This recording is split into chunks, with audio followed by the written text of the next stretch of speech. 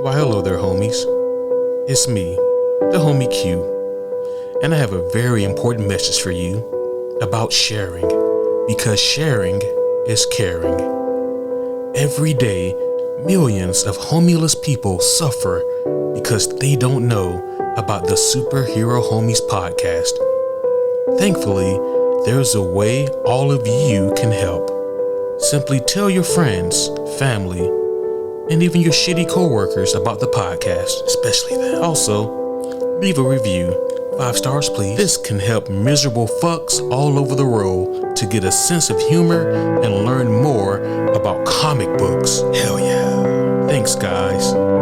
This has been a public service announcement from the Superhero Homies. We've officially done enough of those that I can no-sell them now. But the first couple really got me. Give it time. Well, that's okay then. That just means I have to come up with more. Yeah. So this is where we just keep talking about Baldur's Gate like we're still... God damn it. I don't want to talk about Baldur's Gate no more. Fucking bullshit. Well, if you just had the game, Brendan, then you could join in. You know what? Yeah. Join the online sensation now before we kill you. Yeah. In the immortal words of Eric Cartman. I just need a whole lot of money to do so. And, Oh, well, I mean, this is capitalism. That's the only thing stopping anybody from doing anything. Right, yeah. I mean, literally, money can fix all your problems. It really can. yeah. Buy happiness. Ask Magic Johnson. When he got AIDS, that shit used to kill you. Right. With the power of money. Power of money. Just inject it right into his bloodstream. Yeah. Yeah, apparently, yeah, with money, you can tell AIDS to fuck off. Yeah. So, well, welcome to America. Yeah, welcome to America. Yeah. Speaking of, you can check out our 4th of July Captain America 1990 review. Yeah, if you guys are feeling particularly patriotic, and if you are on a Captain America high, then boy, I have the movie and the review just for you. To celebrate this great country's birth, we watched and quote-unquote reviewed the 1990 Captain America movie. So you guys can definitely check that out. It was one of the podcasts that I've ever done. And I unlocked an achievement that night. That was actually one of my favorite podcasts that we've done. I don't know about the movie. It was very entertaining. The podcast was entertaining. I don't know if like anybody outside of our immediate friend group will think it's entertaining. But I unlocked an achievement that night because as soon as we got done recording, he says, I don't know if I can use that. Like, I don't know if I can post that. yeah, like, I don't know if I can put this out like this. That's very fair. And I've always wanted that. Yeah. But the only thing that will keep us from talking about Baldur's Gate for 3 hours tonight is the fact that we are going to do a very special event that only happens once every now and again, a podcast assembled very soon to give an in-depth review of the game of the decade. So, What? Yeah, apparently Minecraft again. Again. I think it was like the highest selling game of like the 2010s. Oh, so this is going to be like a list of games? No, I'm bullshitting. Oh, okay. No, we're literally just going to be talking about Baldur's Gate because it's God that damn it. fucking good. When and where are we doing that? I do not mind volunteering my studio for it. It has had a grand reopening. Oh, nice. But yeah, I mean, there, here, doesn't matter. I would love to get it done before Dragon Con because everything's just going to be Starfield. Close. Yeah, with Starfield coming out and then with Dragon Con right around the corner. There's a lot right around the corner. And we're going to have to review Dragon Con. We're going to have to review Dragon Con, yeah. And I've already seen that Mark Bagley's going to be there. Oh, really? Really? Yeah. Oh, shit. Yeah, so we'll have to ambush him at the Chick-fil-A. At the Chick-fil-A stand, yeah. Get to aggravate that man again. We can bring him Chick-fil-A. Yeah. Yeah, I think that'd be and great. by the way, this is in no way in support of Chick-fil-A's like actions or whatever. We just saw him get Chick-fil-A, so we know the man likes it. Yeah, exactly. So we know that Mark Bagley likes Chick-fil-A. Yeah, so you take it up with Mark fucking Bagley if you got a problem. Who, by the way, an extremely talented comic book artist. If you guys have like anything Spider-Man related from like the 2000s till now, then you can probably just thank Mark Bagley for it, particularly the Ultimate Spider-Man comics. I say all that just to say the man seemed extremely distant from the nerds. There were a lot of nerds there at that Dragon Con convention, and Mark Bagley was like, "You fucking nerds!" It's like, what? Like, really? You could tell Mark Bagley did not understand when he started fucking drawing characters and shit that he was one day going to have to deal with a bunch of deodorantless nerds at Dragon Con in Georgia in the summer. Meanwhile, Brian Michael Bendis was like, "Oh, this is phenomenal." Yeah. So interestingly, I'm actually going to a convention of sorts every weekend for the next 3 weeks.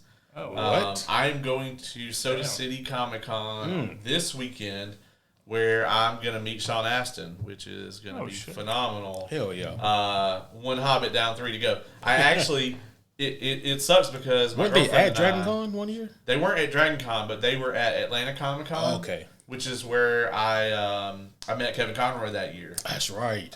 May he rest in peace.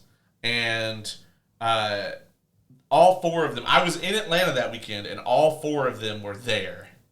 But like we were doing something completely different, and I was just we were right up the street from right there. All 4 of them were in one spot. But clutches. What's that? In your clutches. Yeah, in my clutches. And you're wearing the ring, so like I can't imagine how that would have gone. Yeah, I'm definitely gonna wear it this weekend. Yeah, for sure. The precious. Yeah. Yeah. So one down, and then the weekend after that, I'm going to like a much smaller little thing, and then the week after that, we have Dragon Con. So I can't wait to talk about Dragon Con after the fact. So are you just like pre-gaming for Dragon Con? Is that what this is? Yeah, I actually need to drink because I haven't in a while, and my tolerance is super low. Oh man! And so I really don't want to experience that at Dragon Con for the first time. So I just need to get stinking drunk somewhere between now and then. I cannot wait to get Kevin's shit face. That's one of my favorite things ever. I tried. And our hotel is walking distance this year. Oh, nice. So, we can just go, at like 4 o'clock when I'm like, fuck, I'm tired of being at this convention. I can just go take a nap. Yeah. And then I can wake up at like fucking midnight and be like, let's go. And, go do the thing. So. Yeah. It's going to be good times. For all you nerds out there listening, hey, go to, a local convention of yours and turn up. Turn up for the homies. Shit, go to Dragon Con, because go to. if you can, like that's the biggest convention in the Southeast. It or is the Eastern period. Well, how big is New York Comic Con? I don't know if that's bigger, but might be more well known and more dense. I think that's what it is. Yeah. Humans wise, Dragon Con is bigger than both of the major Comic Cons, but that is because they are limited. Like, San Diego Comic-Con has a very hard cap. Oh, really? Because of the size of the convention center. Okay. I bet they probably didn't run into that shit this year. I would have been super furious if I went this year. Oh, yeah. Well, that would have been good for, the comic geeks, Yeah, but fuck... Oh, wait. I don't remember where we are. Anyway, yeah, it probably would have been great for them. Wow. Probably a lot of baby killing ducks back there. You want one? Yeah, it probably would have been great for them. Such a fun time. Bet you could get into Hall H in like a couple of hours. I'm sure. The hallowed grounds. I don't even know what they Hall H, where they probably had like a Kevin Sorbo panel. He's got a litany of far right wing talking points that he wants to go over too, I'm sure. It's just a screening of Sound of Freedom. God damn. Yeah. Yes, the movie that's being viciously pulled from theaters due to it disrupting the child kidnapping ring in Hollywood. Yeah, sure. Yeah. Just like the Flash is also doing that because he technically abducts a bunch of babies in the beginning of that movie. And puts one in the microwave. And he puts one of them in a fucking microwave. Yeah. And it dings. Well, We've been trying to tell people that Ezra Miller was a fucking menace for over a year now. Well, the problem is that we need J. Jonah Jameson to tell people that they're a menace. That's the only way to convince people that someone's a menace. If you can convince people that Spider-Man is a menace, you can convince anyone that is a menace now, I'll take any J.K. Simmons I can get. Yeah, well, speaking of that also, we are supposed to get Invincible Season 2. I cannot wait. Confession. I haven't watched the first one. So Yeah, well, it's.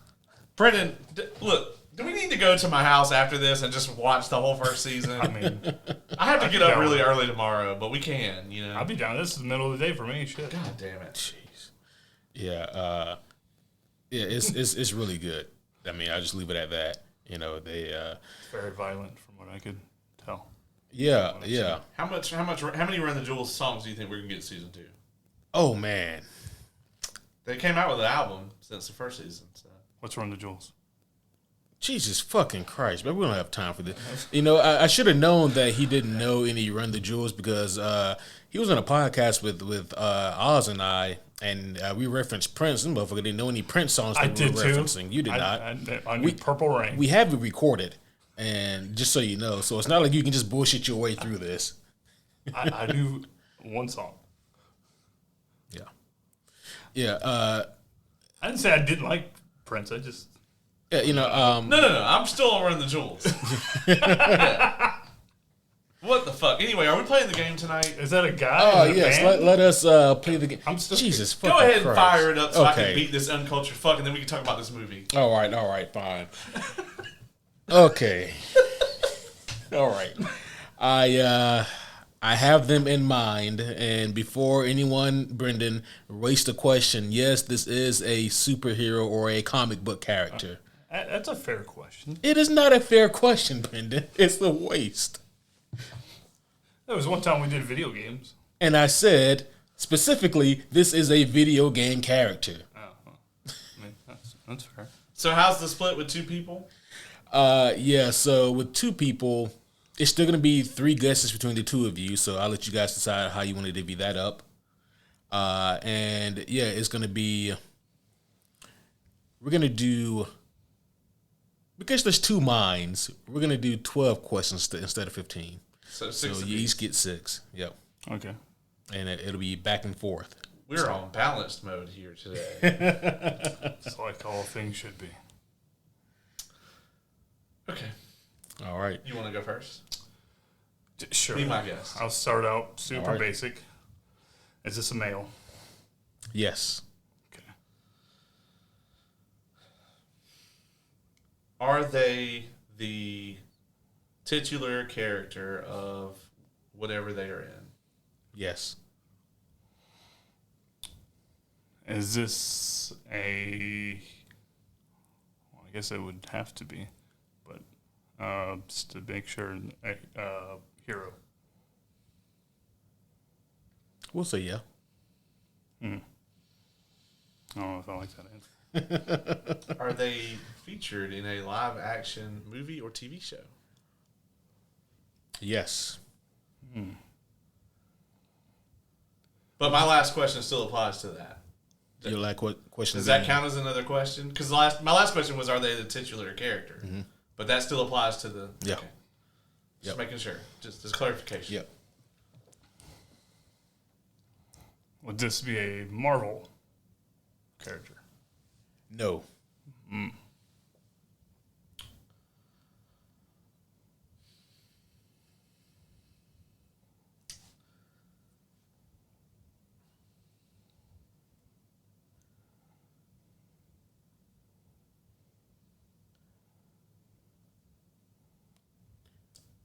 This is question number 5.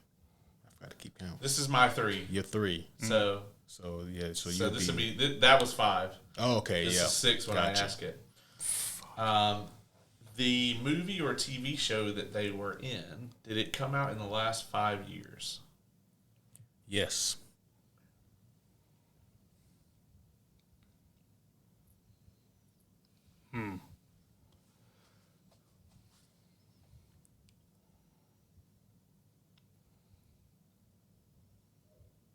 Would this be... I need the homie trivia theme song for this. the Jeopardy? It is clearly not Jeopardy. Jeopardy theme song. I don't know where you're getting this from. Oh, my bad. Jesus. It's not Jeopardy? It's definitely not Jeopardy. It's in the song, for fuck's sake. Fair enough. Continue, Brendan. Shit, I forgot my question. So this is my last question, right? No. What? I thought we were on number 6. It was my total 6. So he's asking number 7 right now. Uh-huh. Okay, this is your 4th question. Oh, I thought we were getting 6 each. We are. No, never mind.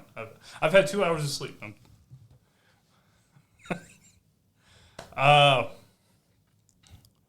Would this be a DC character? Yes. Okay.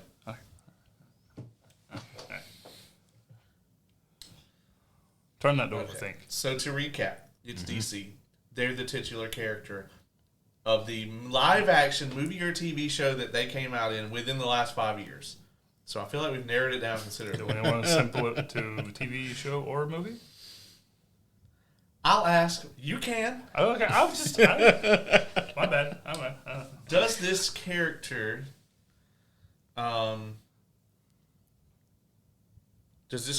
have superpowers? Yes.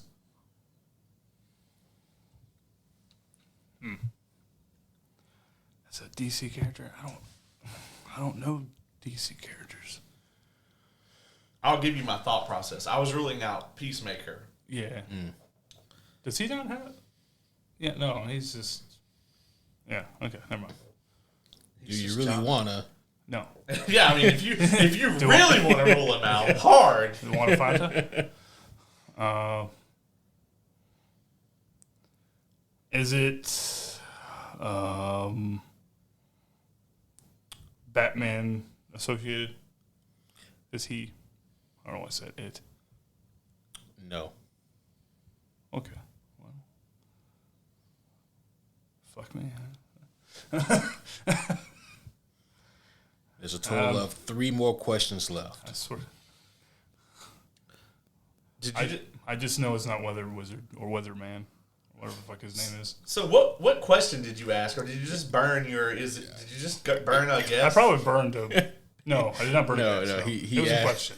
He asked if they were related to associated with Batman. And the answer was no. Yeah, No. the answer was no. So Okay. let me know. Male, live action, DC, last 5 years, not associated with Batman, has superpowers. That's superpowers. And this is question number 10, Yep. 11, 12. Mm-hmm. Is this character a member of the Justice League? No. Ooh.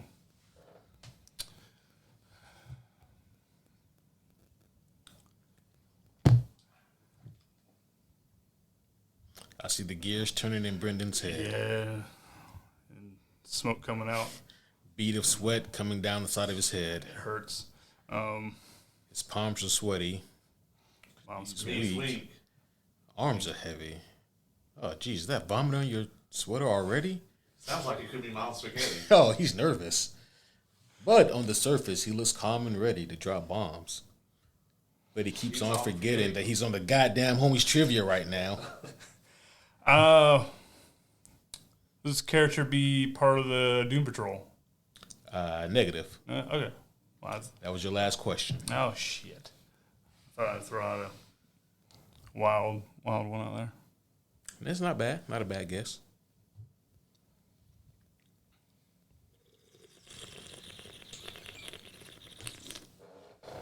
This guy. All right, so I'm just talking through here. Last 5 years, not Batman related, not a member of the Justice League, titular character, live action movie or TV show. Give us a hard one this time. I feel like it might be super obvious. Yeah. But when you asked if it was a hero, he said, I would say so, which is kind of what led me down the Peacemaker Like anti-hero. path. But I'm trying to think of who else from DC. But they have superpowers. But I do have a question left.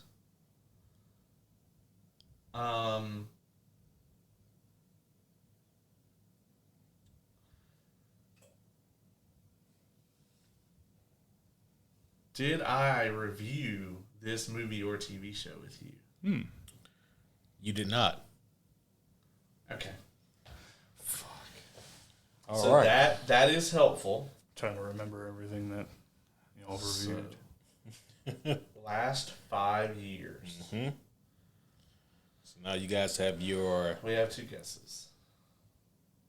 You have your guesses. Yep. Okay, so last 5 years, Mm-hmm. DC titular character. Not related to Batman. It's not Peacemaker. I keep forgetting it's a titular character. Yeah, I mean, that's a huge narrow down. Yeah. Mm-hmm. But it could also be a TV show, so I'm trying to think of if there's some fucking bullshit TV show Yeah. that it might be. So We did confirm that it's DC, right? yes. Okay, I'm just making sure. Just making sure. Oh, You can guess a Marvel character see- if you like to. See, but I actually... Oh, but they're not a member of the Justice League, so that actually takes out all the CW stuff. That's what I'm saying. Because Green Arrow doesn't... That's have why I was superpowers. thinking Doom Actually, Patrol. has Green Arrow even been on in the last 5 years? I guess a character from the Doom Patrol Yeah. wouldn't And also, be... Green Arrow doesn't have superpowers. Right, that's what I'm saying. But then I was like, yeah. shit, was that on in the last 5 years? Fuck. Yeah, okay. So, it rules out Batwoman. He wouldn't do that to us anymore. I don't... She's Batman related. Yeah, and she's Batman. Yeah, and related. it can't be Aquaman. Like, literally, Batman. Aquaman's not in the Justice League. I mean, Aquaman's in the Justice League. I did not review it with him, so it can't be Blue Beetle. Yep. Because I was thinking that you might do that shit too. It's like, technically, we haven't reviewed it but I yet. say technically we haven't reviewed it yet, but you know. Technically. But I am on the review. Some time travel shit. Yeah. And I didn't review it with Oh, him. man. I gotta admit, this one's pretty hard. Yeah. I figured it's time to crank up the difficulty knob a little bit. I wish I had narrowed it down between movie and TV show. But they have a live action... Can I... Well, no, I can't do that. But they have superpowers, and they're Yeah. not in the Justice League. So, what DC movie have they made in the last 5 years that wasn't a Justice League member that has superpowers? I mean, TV show, we can think about that, but they really haven't done a lot of live-action DC shows.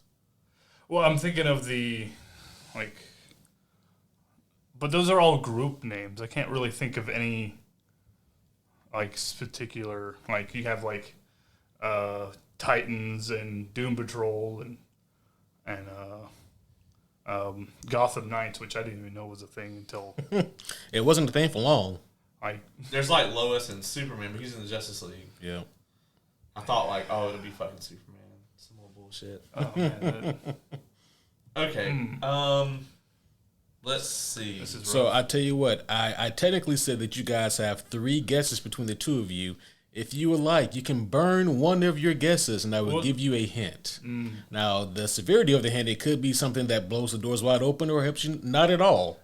We will blow our mutual guess. Yeah. Brandon, do you agree on that? Yeah.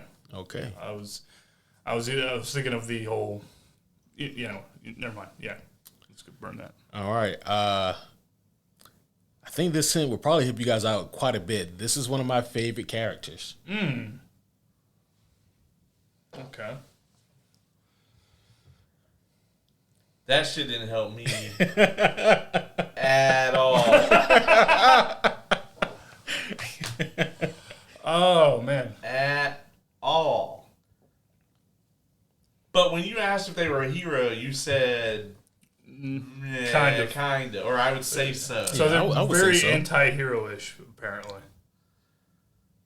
Oh, so they have some villainous qualities or tendencies. Okay, I'll be kind.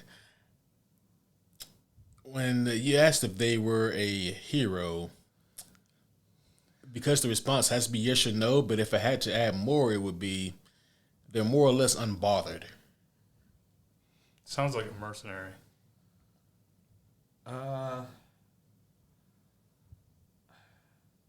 Yeah, but I mean, there's not a... Deathstroke doesn't have. It's not a Deathstroke movie. Does he have superpowers? He has. Technically, he's got. He doesn't have his own show or movie, so it doesn't matter. But yeah, it doesn't matter. He's already been narrowed down. This is tough. One of your favorite characters, though, and it's not Batman related. Mm-hmm. Yeah, that's. And it's DC, and it's been in the last 5 years, and they're not in Justice League. Yep. And this is kind of frying my brain a little bit, but they have superpowers. Fuck. But I didn't ask you if whatever it was actually came out. I just asked if they were in one. So I'm going to go out on a limb and ask if it is... Wait. Never mind. That's the wrong movie. I keep thinking it's a show, so I'm trying to think of... So the last 5 years, so...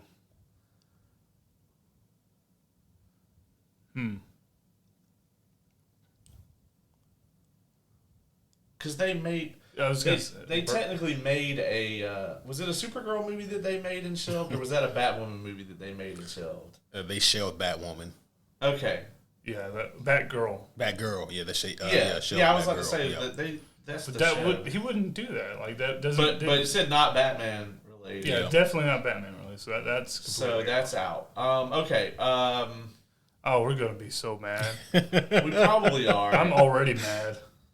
Oh, do you think you know who it is? No. Okay. No. Because I'd be very happy right now. But I'm trying to go through the shows and the movies that are last since what 2018. Is that the math right? 5 years ago. Yeah. Okay. So what? So before you guys take a guess, just take a gander around the room and see. That's what I'm doing, bro. That is what I'm doing. Yeah, I mean, unfortunately, all the statues are actually in the Justice League. However, we are not thinking it through entirely. There's Or a we thing might be that we are overthinking missing. Within the last 5 years, is it Preacher? Is that your guess? Yes. It's a good guess, but it is not Preacher. Oh, that's a damn good guess. Is Preacher DC? That's a damn Yeah. Oh, I didn't know that. I thought that Preacher was actually meets all the criteria. Meets that all we the asked. criteria, and I love Preacher.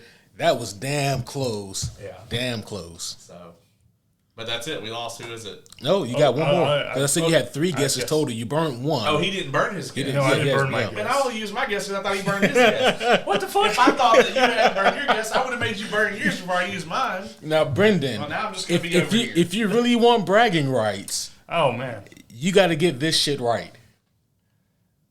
No pressure. No pressure. No fucking pressure. So, I wonder if it would have to be a show that's... Oh, it might be a show that hasn't just come out yet. Oh, you wouldn't do that. That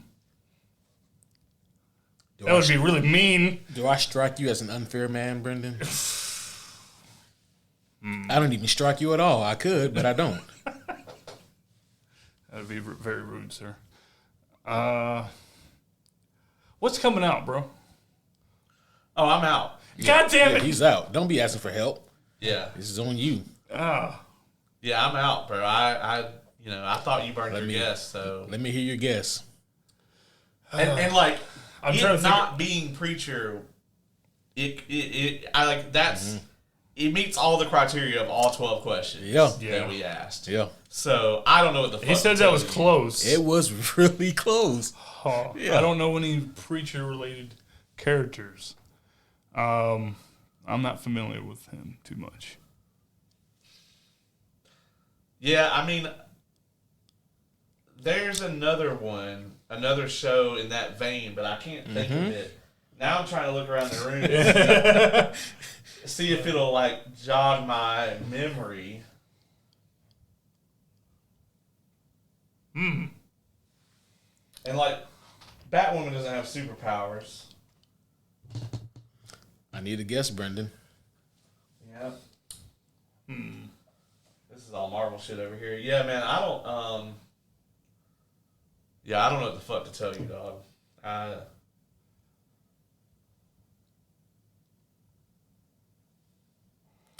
Oh man. What's your guess, Oh, Brendan?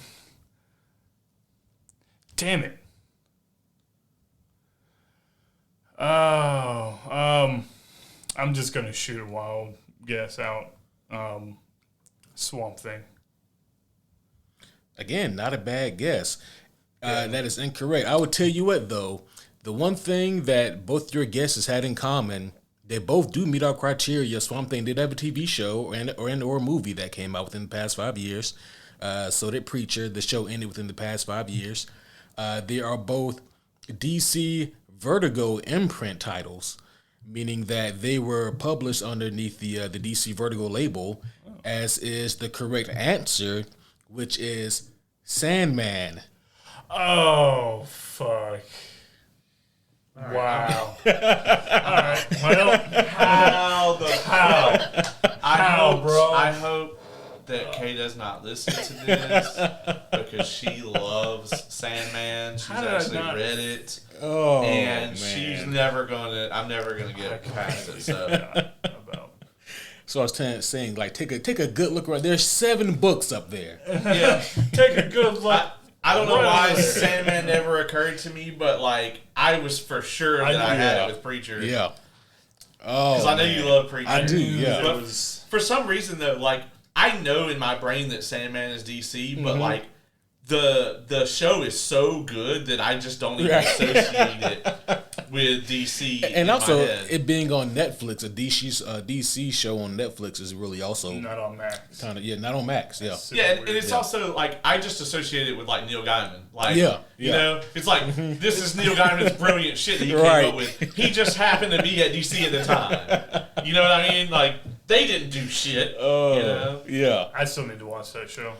I don't think you do. I think you should just watch another great guess would have been if you guys guessed Constantine. I was saying that was my next choice. That was my next choice, is Constantine. Well, that show hasn't been on in 5 years. That show hasn't been on within the past 5 years? But he has been in a live action appearance in the past 5 years. But he's not the titular character. He's not the titular character of that show. Of the only good thing in that fucking show. Well, Citizen Cold. What show? Yeah. Citizen Code was in there. Legends of Tomorrow. Yep. Legends of Tomorrow is like all the CW shows. Like, okay, so you got like the first 2 seasons of Arrow, fucking top notch. The first season of Flash, fucking great. After that, though, everything is like caps out at like a 6. Like that's as good as it could possibly be. Yeah. Legends of Tomorrow, on the other hand, they'll have episodes that are like a 9, and then they'll have episodes that are like a 1 or a 0.5 because Constantine was present. Yeah. Like the fucking Make America Great Again shit.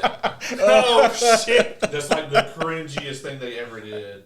That shit was so fun. I thought it was parody. I would have never guessed that was real. Is that the show with like the, what's his name, Firestorm? Is Firestorm? Yeah, he is in that. Okay. Yeah. That's the only character I know from that show. Man, I forgot Firestorm had a live action appearance. Yeah. Well, you guys put up a valiant effort. Those are some good guesses. But hey, you know what? I knew there was a character. I'm like, what is it?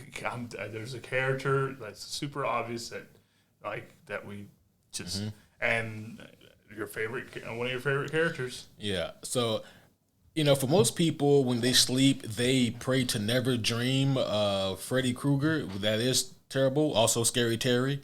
Copyright reasons is also terrifying. Not Scary Terry.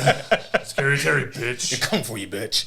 But Jesus seeing Sandman in your dreams, that could be. That's also not good either way you slice it. He's either there because you have done something extremely wrong. Freddy Krueger sees Sandman in his dreams. Yeah, exactly. Yeah. Freddy Krueger has nightmares. I don't about even know Sandman that well, and I know how the fucked up things are in that book and show. Well, he is one of the 7 endless. You know what I mean? Like and that's what I said. Like when you asked me if he was like a hero, I was like, I mean, and the other ones are all about that shit. yeah, more of a force of nature. He's more of a force of nature. Yeah. I don't know if my mic is picking up, bro. I mean, it sounds like. Yeah, I was just. Oh, there we go. Yeah. There we go. There we go. Wow. He's been Hopefully, they heard me through Brendan's mic. So probably. Yeah, I mean, very far away. I've been watching it, so that happened recently. Yeah, it's all good. I'll make sure I don't move it. Cool. Don't want a repeat of our Shield review where we didn't record it at all. That is coming out, by the way. I just keep forgetting to fucking put it up. Yeah. Well, that being said, we're like 35 minutes into this. So I guess we should review this movie. My bad. We should review this movie. Yeah. Then. Yeah. We did see a So, movie. first, guys, a reading of the rules before we get into the review of Blue Beetle. And that is the first. Shang-Chi? Yeah, Shang-Chi. Blue balls. Yeah. I will say the first portion of this episode, but the next portion of this episode will be spoiler free. So if you guys have not as of yet seen the movie and don't want to be spoiled, no worries. We won't spoil anything here that hasn't been in the trailers. We will just give our overall vague thoughts and reviews of this movie, and then there will be a noticeable pause in the episode, and we will mosey on over to the spoiler filled section where we will discuss all spoilers. So that is your reading of the rules, and now we are ready to get this review on the way. All right. So yeah, Blue Beetle, the latest movie to come out from DC Studios, Warner Brothers, whatever. And yeah, this was a movie, right? It was a movie. Yeah. Yeah. And this was one of those interesting movies that I was surprised actually came out, because this was announced around the time of Batwoman. Oh, really? And I forgot how long. And the Wonder Twins movie. I forgot that was going to be a thing, bro. And, I want to see a Wonder Twins movie. And there were some others that also never came out as well. Wonder Twins never made it past pre-production, thank goodness. Batgirl got fully completed and then deleted. Erased. And but through it all, Blue Beetle survived all of that, and not only did it come out, it came out in theaters. I thought for sure that it would release on Max, or at the time HBO Max. It didn't. They decided to give it a theatrical release. And with that being said, here we are now, Blue Beetle. I think that this is a character that is interesting in the sense of he is not a mainstream DC hero. He is the third Blue Beetle, probably the most spectacular in the terms of his abilities. And a lot of people just simply don't know who this character is, who Jaime Reyes is. They aren't familiar with him. I'm gonna replace that XR cable. Right, you're gonna have to. Well, I got like 7 of them, so it was just like 7,000 or the short. Yeah, but yeah, Jaime Reyes was being the third Blue Beetle, and with this movie, I don't know where everyone's expectations were, and I don't know where this movie lands in comparison to your expectations. But what were your guys' overall vague thoughts on this movie? Well, when they canceled the Batwoman movie, David Zaslav, who is the CEO of Warner Brothers / Discovery now, said, if it's going to hurt our brand, then we're not going to put it out. And I really applauded him for that. But now we know he didn't mean it. Damn. God damn. Just starting out. Just. Oh, shit. Bang, bang. I mean, that is my very brief summary of how I felt about this movie. Blue Beetle is a character that I really like. Mm-hmm. And I really even like the Jaime Reyes version. Yeah. I'm a big fan of Young Justice, and that's where a lot of that comes from. Yeah. And I really thought that they should have channeled as much of that version of the character that's very well liked as possible. This is also a relative unknown character to the general public, but as we've seen, that's not necessarily a bad thing. Yeah. Because I mean, Guardians. You know. Yeah, I mean, if you look at all the movies, if I'd have went back 10 years ago and told you what the top blockbusters were going to be in 2023, you wouldn't have seen fucking Oppenheimer, Barbie, and fucking Guardians of the Galaxy 3 coming. Yeah. You know, Mario Brothers, maybe I can see that, but you know, like these are all like things that were not popular a decade ago. Yeah. So, at least as far as like people going to the movies to watch. So yeah, man. I mean, I'm not going to give them any credit for that. I'm going to hold them to the same standards of the other movies I've seen recently, which are most of the ones I just named, and it does not hold up very well to me. I do like the main actor though. And I will continue to like him in spite of this film. Brendan. I did not actually hate it that much at all. I actually didn't hate it at all. I enjoyed it. I do not know. Obviously, it's another DC character that I'm not too familiar with. I'm not a DC guy. Only other than like just Batman related stuff and maybe Lobo And Sandman. and the Future and Sandman. But yeah, it pretty much going in, didn't know. All I knew was kind of the basics. Like, yes, this was the third iteration or lineage of this character that he is in. I don't know. He's technically in the Teen Titans, or was it Young? What's the difference? Is there a difference? Yes. Oh, well, I kind of get those two. Kind of. One of them is good in all of their iterations, basically, and the other has had some bad times. Yeah. So, like the original Teen Titans was good. Yeah. And then we got Titans Go, which is bad. It was, and then we got Titans, Titans, which is somehow worse. I did not watch Titans. Yeah, I saw that. Anyway, I did not know that too much about this character. But this movie, I was kind of what I expected was what we got to like a T.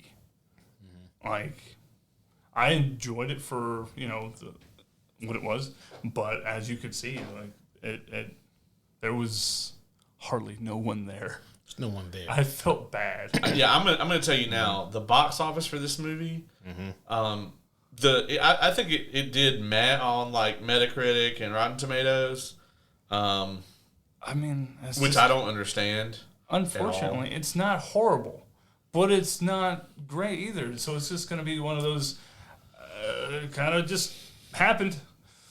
Let's assume it's an average movie, just for the sake of this argument. We have discussed this kind of at length on previous episodes, where it's like, if you're gonna do the superhero genre at this point in time, you cannot just churn out something. Yeah. And I leaned over within the first 10 minutes of this movie and I said, I'm pretty sure an AI wrote this. And you won't convince me that one did not. It almost looks like I went on ChatGPT and typed in, write me a Blue Beetle superhero movie, and it spit this script out. I wasn't thinking about it at the time, but I mean, it's not too far off, despite my enjoyment. Yeah, the feelings that I have about this movie actually like lie between the two of you, because I feel like this movie, the two things that I like about this movie, I like the lead a lot, who plays Jaime Reyes. He was also in Cobra Kai. He was really great in that as well. And I like the third act fight scene a lot. Yeah. Those were like the two things that like I thoroughly enjoyed. Now, that being said, do I think this movie is horrible? No. Do I think it is tropey and generic? Yes. And I think that if this movie, as it is, if it were to come out 12 years ago, I think that, first of all, I think that's bad timing because Iron Man won, but in a non-Iron Man environment, Especially this character looking like Iron Man. Well, no, he looks like Guyver, and he's always looked like Guyver, though. I mean, I don't know if Keith Giffen created the character, but I don't know when they created Blue Beetle if they had Guy. Have you guys seen Guyver by chance? No. I don't know. I've heard of the name, but I'm not too familiar. That was actually, unbeknownst to me, the first thing that I actually saw Mark Hamill in. He played the superhero character called Guyver, based off of a Japanese anime. Oh, okay. Yeah. So it's okay. Yeah. Is it Shonen Jump? I don't think it was Shonen. Okay. But Mark Hamill played the live action version that they made a couple of movies. And when I was a kid, I had no idea who the fuck Guyver was, but it was a really cool character. But the suit that Jaime Reyes had, even like when he was first created back in '06, kind of reminded me of Guyver. But seeing it in live action really looks like Guyver. Yeah. But, in terms of like the things that I, enjoyed or didn't enjoy about this movie, again, the lead was great and the third action fight scene was great. Everything else was a mediocre version of something that was extremely tropey that we've seen before in previous movies or TV shows. And in 2023, that just doesn't cut it. Yeah. Now, that doesn't mean, I don't think that means this is a terrible movie, but it just means that it's not going to move the needle. No.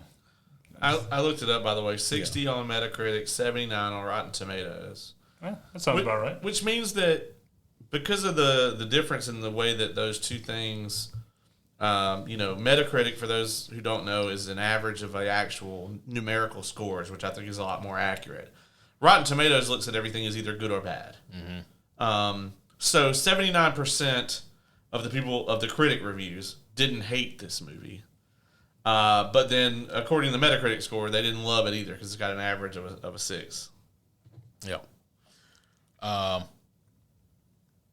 But I think also this movie suffered from the fact that obviously David Zaslav and maybe even Peter Safran and James Gunn, the fine folks who had DC Studios, they clearly didn't want to put any money into marketing. This movie had very little marketing, which I think plays a part in the extremely low turnout. I mean, it seemed like it had average marketing to me, but I mean, the trailers.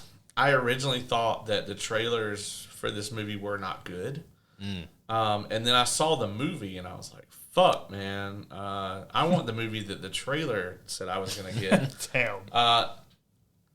And is it just me or? This is not a spoiler that George Lopez looks fucking ridiculous. Is it me or in the trailer he didn't have all that shit on? No, he did. He did? No, he did. He did. I thought that was going to be the villain. I just really didn't recognize George Lopez in the trailer, to be honest. Not Lopez, but the beard or whatever you would call that on his face. Yeah, it was an interesting choice. Yeah. But yeah, this movie does kind of feel like maybe an AI wrote it. Like that's just how. Again, I'm going to use the word trope and generic a lot because that's kind of predictable. Yeah, very predictable. It just kind of summarizes what this is, and it just seems like what I don't know, man. It just seems like what maybe the average person thinks a superhero movie should entail. It should have a down on this luck protagonist, an underdog of sort, and it's going to have an evil person of power that will and it's going to have a carbon copy of them to fight at the end, and there's going to be some kind of theme or messaging throughout it. It's very Saturday morning cartoon superhero feeling. Like, just, not would say old school, just, as if I was watching a live action cartoon, but not in the best way. I don't know. Yeah. It's kind of, I mean, the way that this movie opens, we have the villain, and they're just mustache twirling, expositing. My mechanical they're hand. evil as fuck, and there's nothing remotely redeeming about them at all. They are bad. Yep. And I mean, I'll go ahead and say it's like whatever they spent on Susan Sarandon for this role was wasted. Mm-hmm. She was, I mean, honestly, like, they could have got just about anybody. I don't understand why they went for such a prolific actress. Susan Sarandon to play such a one-note character is wild to me. I think that because she put me in mind of like Sigourney Weaver from Defenders, but I think Sigourney had more to work with somehow. Yeah, she just reminds me of Sigourney.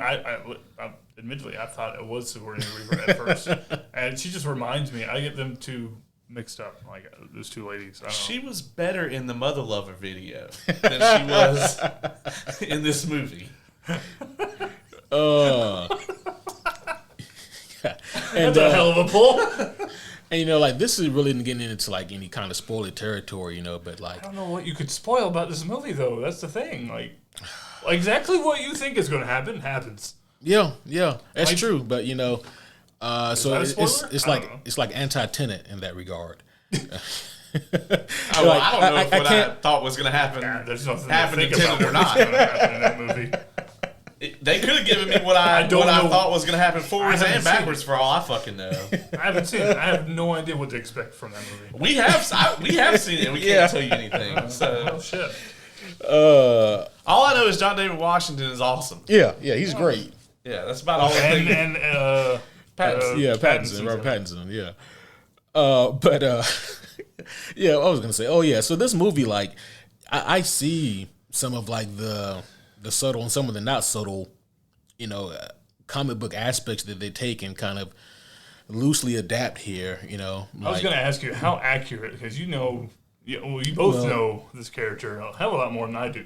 The Scarab was better than I thought it was going to be. I will give it that. You thought, it was going to be an MCU Scarab. So I think that my fears for the Scarab were resolved by like the second trailer, because if they were going to have it crack jokes, studio execs love to put that shit front and center. Yeah. Like, they love that shit. Whenever Venom 3 gets his trailer, guarantee you there'll be no less than 3 symbiote jokes that we get. So they love to put that shit front and center. But that goes. It belongs there. Oh, God. I'll also say I'm very glad the Scarab wasn't cracking jokes, because 95% of the humor in this movie did not land. There were so many times where they would crack a joke and the whole theater would be quiet. Cricket. Like, I mean, I would chuckle. Like, I was like, I see what you did there, but I'm like, it was just jokes that have just kind of like, I've seen these jokes 1,000 times in these movies. Most of the things that were meant to be funny, like, weren't, and like the few times that I did chuckle, it would be something that wasn't really meant to be funny in the script. You could tell. And I don't know, because maybe we blame it on the script and the director. Because who is the director? That's a good question. Angel. So I can avoid them in the future. It's probably pronounced Angel, I'd imagine. Angle? No, it's not pronounced Angle. I don't know. Let's see. I don't know how to spell. How's it spelled? Angel. I can spell Angle. That's Angel Manuel Soto. Let's see what else they have in their IMDb. A bunch of shit I'm going to avoid. They've made one other... No, okay. They're known for The Farm. I don't know anything about this movie. Oh, no. It has a 7.2 on IMDb. He made a documentary called Inside Trump's America. All right. He made so this is a whole lot of nothing. Where's there been? There's been a lot of that recently, it seems. I mean, really with superhero movies, and I'm not sure exactly why or what the goal is. Sounds like a director for hire situation. I guarantee you that they saw the opportunity to have this character, and I'm just going to go ahead and say it. Mm-hmm. They pulled a Marvel here, and they went, "We're going to make this a Hispanic movie." Most of the cast is going to be Hispanic. The director's got to be Hispanic. And like that was the main thing. And don't get me wrong, I'm not against that. I'm all for representation in films. But like... bottom line has got to be good. Make it good. Yeah, that's always the bar though. Like it has to be good, not an obvious pander. It's the difference between the sort of like all the female heroes team up moment in Infinity War and the one in Endgame. That's a great great comparison. That's the go-to for me. Yeah, and I look at it like this: like there was an opportunity for them. I mean, if they had made a different type of movie, obviously, for them to capitalize on that. I mean, I'm not gonna mince words about it. Like, I mean, Disney cashed in on Black Panther 1, and a large part of that was like, hey, this is something. This is like the first major MCU black character. And they marketed a lot towards the black community. They sold it towards the black community, and black people turned out in droves to go see it and have that movie make over $1 billion. Yeah. And I mean, and it was a whole thing. You know what I mean? And that's like the forward momentum that the Black Panther movie had. And you look at this movie, and I'm like, they had again like the opportunity to do something similar. I mean, again, Jaime Reyes, Blue Beetle is a much, smaller character in terms of popularity in comparison to T'Challa's Black Panther. Yeah. But the opportunity was still there to, market that towards the Hispanic community in some way to be like, hey, this is not only a superhero movie, but this is a movie for us, or for you guys, you know what I mean? But, they had Ryan Coogler, who was a proven director. His IMDb doesn't look like that. Yeah. They had Chadwick Boseman, who was a prolific star already, and these were proven people who were incredibly good at what they do. Yep. And they put the movie on their backs, and then all the if you look at the cast of the movie from there, it's all people who are proven, known, whatever. Yep. With Zolo here, you have this. He's up and coming. Up and coming, and not to mention. He is on a show, and don't get me wrong, I like him. Mm-hmm. I will continue to like him. This movie is not a feather in his cap, but it's more of a rain cloud that will follow him. But he is in a nostalgia-driven show that's only on streaming that has an ensemble cast. Like, he's not carrying Cobra Kai. I think he's one of the best actors in Cobra Kai. Yeah, but the writing for Cobra Kai is better than the writing for this movie. And that's a fucking stretch, because I forgive Cobra Kai for a lot of things. It's one of those shows where you have to know what the fuck it is. I don't know if I'd call it a rain cloud to follow. I'd call it more of like a stepping stone, maybe. Yeah, I think if his performance was bad, then I would consider this, a storm cloud. Like I don't think that this movie necessarily hurts him moving forward. Well, the Hollywood execs are going to look at it as this is the lead character in this movie. Yeah. And by Monday, we're going to hear about how this is one of the biggest box office bombs of the year. Yeah. What do you think? I don't think DC had high hopes in terms of like return on investment on this movie. It was going to come out on. It was originally going to come out on Max, and then for whatever reason they had the idea to release it in theater. And honestly, like, no disrespect to this movie, but I would have preferred to watch this at home, Yeah, it felt very long. It did. I would have liked to have paused it, maybe to turn it off for a bit. God damn. Recover, and then come back. So this or Flash? Which one? Oh, I think The Flash is better than this. Oh, fuck. Yeah. No, yeah, spoilers for the review, but I gave The Flash a 7, I think, and there's no way this is getting that high. Damn. Okay. Well, I was not expecting that. Because I scored Flashpoint as Flash. if Flash. My bad. Yeah, I scored Flash as if I didn't know Flashpoint existed. Yeah. Because I feel like that's objectively how we had to do it. Whereas this movie's not going to benefit from any of that shit. Right. Because whether Young Justice exists or not, like, this is a bad fucking movie. There's a villain in this. Is this a source material villain? Yeah, I mean he is, and I mean like, and he is one of those villains. Carapace, he is one of those villains that was made to be the I'm the bigger, stronger version of you, essentially. Okay. You know, Well, he's kind of one of those. We've And never seen that shit before. I know. What about the lady? Ted, yeah. Ted Court's sister. Yeah, she's a real villain as well. Oh, I guess that makes sense. That is his sister, isn't it? Yeah. Now, I mean, I'll be honest. Like, I consider myself a Ted Court fan. I didn't know about his daughter. I mean, he probably does have a daughter in the comic books, but I didn't even know the man was married. But again, maybe he was. He's a scientist. You can be a test tube baby. That's true. Yeah. So, did we confirm? Is this DCU or DCE? We do not know. God they do not know, Brendan. I thought James Gunn said it was DCU. No, what James Gunn said was, if people like it, then it could make it into the DCU, which is what he's been saying about everything. So what they're going to do is, what they're just throwing shit at a whiteboard, and whatever sticks, they might carry it over. But I really think that they should scorched earth. Even fucking Peacemaker. I know he's not going to do that, but just scorched earth everything, because it all has such a negative. Well, like, if you keep Peacemaker season 1 in canon, okay, well, you got to put Aquaman in the canon then.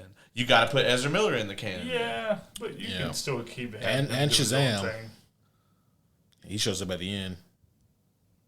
Shazam was in that shit? I thought it was Superman. No, at the end of Peacemaker. Yeah, that's what I'm saying. I thought it was Superman that was with them. I thought it was Justice League. No, because we see James Gunn's wife, her character, and Diebeard. They walk up to. Oh, that's in the end of Shazam 2, the post-credit scene. Oh yeah, that's right. And they talk about they come and recruit him. Oh, I did not see that. Yeah. I was talking about the end you of didn't miss a Peacemaker. fucking thing. That movie was also terrible. Oh yeah, that's why I didn't watch it. I was like, this looks kind of. I think it might have been better than this movie. It's kind of the same, to be honest. Damn. That movie had a dragon in it. That might put it just a tad. There was a dragon. Did you like? I won't say every Shazam. story's better with a dragon. We all like Shazam, but did you like Shazam too? Did I like it? Yeah. Did you? Did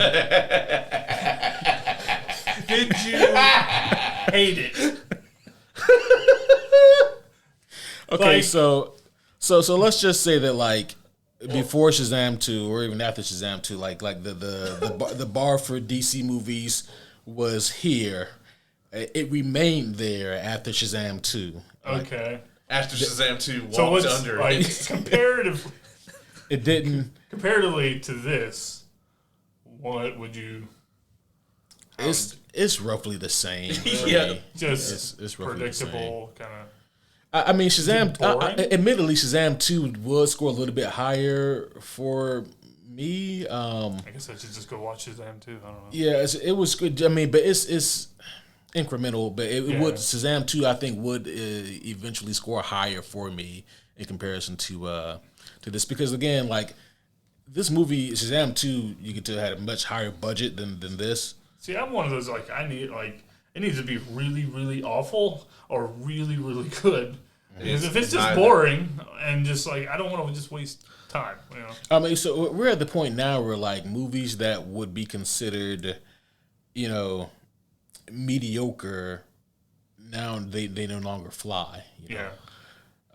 We are so far past the point of mediocrity now, and in the superhero genre, specifically. Yeah. I mean, like, Shazam 2 has, I think, the worst cameo that I can recall in it. The Wonder Woman? Oh, yeah. It's fucking terrible. Like, it's so cringe. Really? It's insanely cringe. You can tell that Gal Gadot was never on set. So it wasn't as good as, like, the Flash one. The CG is bad. Like, and then the fucking Deus Ex Machina of it is just so dumb. Like, and it's super predictable. Like, there's nothing redeeming about it at all. Unless, and they kicked on that stupid fucking soundtrack at max volume.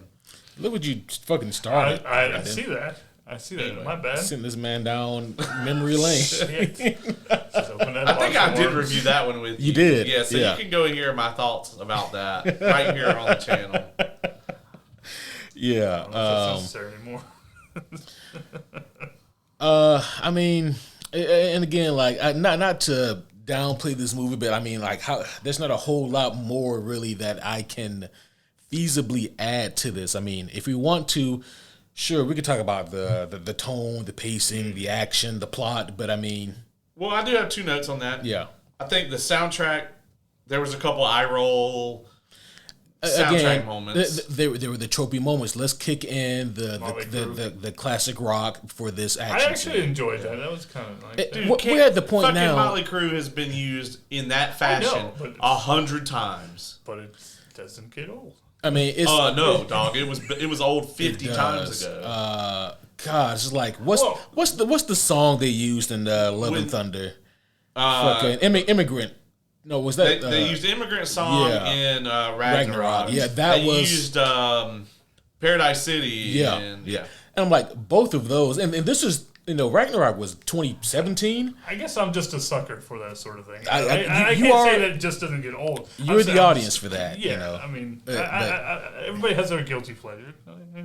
Well, I will say I liked the action in this movie. I didn't. Yeah, some of it was surprisingly choppy, but yeah, I was I was surprised at how crisp the action was in this.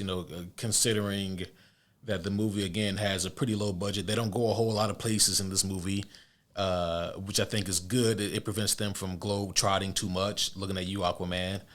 I do like how they act like his family lives in like the slums or whatever. Yeah, I'm like, that's a pretty nice house, man. I'm not gonna lie. Yeah. Seems like a decent little house. The rent on that shit would be like $2,200 a month or more. Oh, easily. Well, I mean, light spoiler alert, but they tripled that that rent, so it'd be like almost $7,000. So I saw that. Where were they technically? Because I saw you had it was so weird because it looked like. So in the comics, I'm pretty sure Jaime is from El Paso, Texas, but this was where's this, Panama City?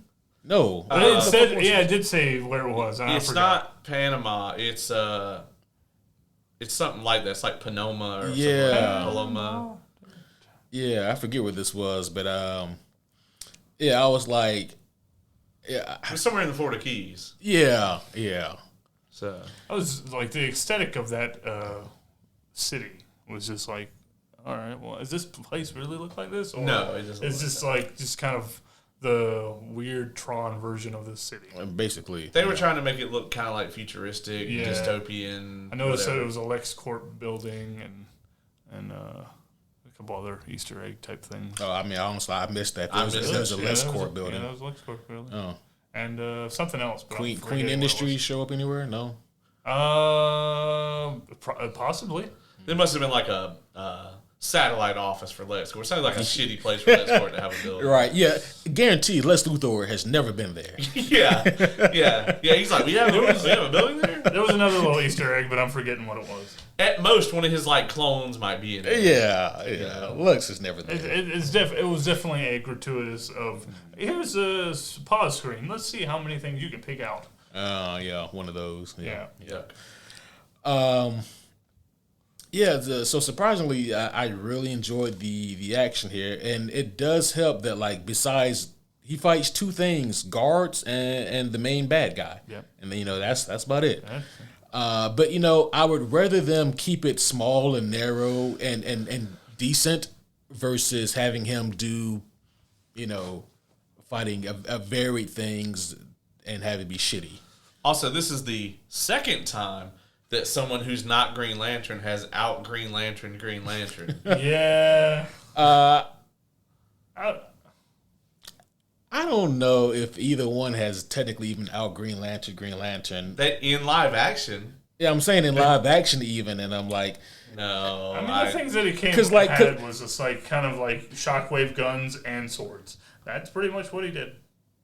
No. He was talking about another character. Well, I'm talking about this character, okay. And I'm saying this is the second time. Yeah. Miss Marvel was the first. Yeah. And I think they both did better Green Lantern-y stuff than Green Lantern did in the Green Lantern. I didn't see what Miss Marvel did, so I can't speak on that. But I'm trying to think, what the fuck did he do in that live action movie? He fought a giant turd cloud. That's right. Yeah. And he had a giant Gatling gun. Yeah, that was So not to talk about the Green Lantern movie, but one of the biggest problems was just the sheer lack of uncreativity, which is wild because if you're gonna, if you read any Green Lantern, one of the main keys is you got to be fucking creative. You know what I mean? Right. And there's no creativity in that movie at all. No. One was a race car. He made a generic looking fucking race car. He had the fucking Gatling gun. The baseball glove. Yeah, the baseball glove catch. Your basic shit. But if you want to see some cool Green Lantern shit, watch the animated Justice League War. Oh, yeah. He does a bunch of very cool Is shit. that the newest movie that just came out? No, this is good. Oh, well, never mind. Fuck. Never mind. Yeesh. God damn. I think they recently did a War World movie. It That's what I'm thinking just of. came out. That's what I'm thinking of. Yeah. Not the same thing. Oh, what? Oh. Yeah. But I haven't watched any of the DC shit since they... I thought there was stuff was supposed to be good. It used to be. Oh, well. I mean, I haven't watched it. I don't think I've seen too much since Apocalypse War, but I mean, it was great then. So. Well, they stopped the continuity, and now they're all just... I didn't even know there was a continuity between them. Oh, yeah. Everything from Justice League War, I think that started Justice League War. So they did the New 52, basically. Mm-hmm. So everything from Justice League War until Justice League Dark Apocalypse War, everything in between that is all canon, and it's all fucking good, except for Throne of Atlantis. Like the second Justice League they did was meh, but I thought they were all their own thing. No, I mean that shit's all. You have to especially like the Batman ones. You really have to watch them in order to understand like the grand scheme of the story they're telling. Yes, Son of Batman, Batman versus Robin, Bad Blood. Yeah. All of those are all. I always knew they had a kind of a similar art style, but I didn't know they were actually. No, it's all same actors, just all continuity, and then like that's the Batman that's in Justice League, and so on and so forth. Oh shit! Okay. Anything else you want to say about this movie? I'll say this really quick here about the plot before we really delve into whatever there is here of the plot in this movie. But I mean, man, so like if you're gonna be overly generic or, do something that's kind of been rinse and repeat before, then at least make it tight. You know what I mean? So if you're going to make something that's generic, then make it the most tight and concise generic piece of, product that you've ever partaken of. And in this case, they don't. So it's like there's so many instances, especially in the first act, that are so contrived for certain things to happen. Yeah. It's like, okay, Jaime gets the scarab how? Okay.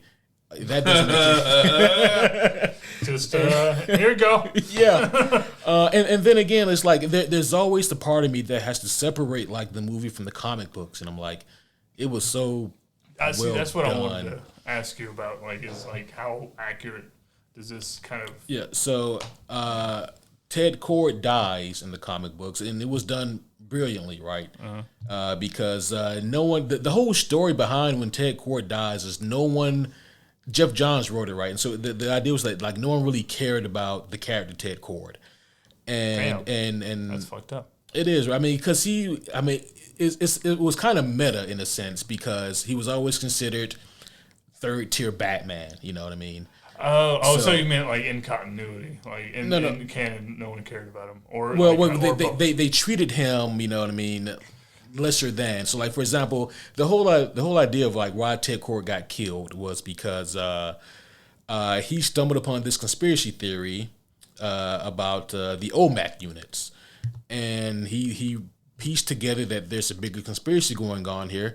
Long story short, Batman had constructed this satellite called Brother Eye, and Ted Kord unraveled these string of conspiracy theories and found out that there's somebody else that he thinks is controlling Brother Eye. Brother Eye had all the Justice League information in it, had all the super or metahuman information in it, and Batman had access to all of that and could watch everyone through this Brother Eye satellite. Okay. It was being controlled by this group called Checkmate, who should have been in the movie.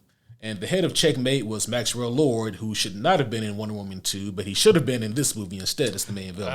That's the guy who Pascal. Yeah, Pedro Pascal's character. Okay. He was weird in that movie. He was. But Ted Kord sneaks in and confronts Maxwell Lord, and Maxwell's like, "Oh, you got me," and then he shoots Blue Beetle right in the head. Oh shit! Yeah, straight up kills Ted God Cord. damn. And the reason why that was so brilliant is because if you were reading that as a reader, you go from being like, I mean, Ted Cord's fine, and before you get to the end of the book, you're like, this is incredible. Like Ted Cord he's really fucking cool, and then they kill him. Oh, And so it was a really brilliant move because you go from not caring about him to being upset that they just off this guy. Yeah. And so what happens is that before he dies, he does discover this scarab that his predecessor had, Dan Garrett, who was the original Blue Beetle. So how is he related? Well, he's the one who found the scarab originally. Okay. And it was retconned so that the scarab also gave him some superpowers as well. But after he passed away, Ted Cord eventually finds the scarab as well. He gets, but he can't. Ted Cord can activate it. It doesn't do anything for. He's not the chosen Ted. one. Yeah, and so he just kind of keeps it around, trying to figure it out. But after he's killed, and a lot of his stuff is kind of destroyed or scattered, and Booster Gold, who was Ted Cord's best friend, tries to, he wants to remember his friend the best that he can, and he's pretty distraught about it. And Jaime ends up with this scarab, and Booster Gold goes to confront him about it, saying, "Hey, like that belonged to my friend. That shouldn't belong to you." And long story short, yeah, this would have been a great opportunity. I was gonna say, like, to this introduce Booster Gold. Introduce Booster Gold into the franchise. And But he has not been casted yet. So what can you do about it? And clearly, cast him before now. Yeah. Well, I was about to say something slightly spoilery, so I won't. But yeah. So let's just go ahead and score this and get to the spoiler field section. Caleb, you want to kick us off? Yeah, I actually been thinking about this a lot ever since we were in the theater, and I gotta say that I can't say there's a standout among the cast that did very well. Maybe Ted Cord's daughter, but that's like no. She was just okay. Mm-hmm. Yeah, I'm not going to beat around the bush, man. I'm going to give this a 4.5. Damn. I liked the action. Mm-hmm. It felt like it took forever to get there. There's so much exposition early in this movie. I got to talk to like a Hispanic person and see if this movie is fucking stereotypical or inclusive. Because I feel like it teeters on that line a bunch of times. Right down to fucking the La Cucaracha fucking horn for the vehicle, which is called the taco, by the way. Yeah. I was like... Tacoma taco. I was like, this is offensive, okay? Like, this is, like, not gonna hold... Like, I would expect this out of an 80s movie, not a 2023 movie. And I get that they were going for one thing, but I feel like they went all the fucking way around and ended up with the other thing. But it's okay, because it's George Lopez. George Lopez is fucking terrible in everything, including this. So, yeah, I'm going to graciously say that just for the action and where they tried to be accurate to the character, I'm going to give it a very, very gracious 4.5. Damn. Brendan. I don't have a whole lot to really say. I didn't. It wasn't absolutely terrible, like I said earlier. But there's just like it's hard for me to have any negatives as far as like accuracy because I don't know anything, too much about that as far, But as far as my enjoyment of the movie as a movie itself, like. Yeah, it was all right. It was okay. Not mind blowing. So I guess I had my enjoyment parts. I would give it 6.25. That was actually incredibly close to what I was going to give. I had a 6.2 in mind. Yeah, I thought that this movie did.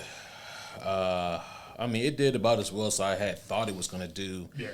In the sense of I didn't expect this movie to be anything spectacular, but Remember what I told you before we even saw it? Like, it looks like a superhero movie, and that's probably what it's going to be.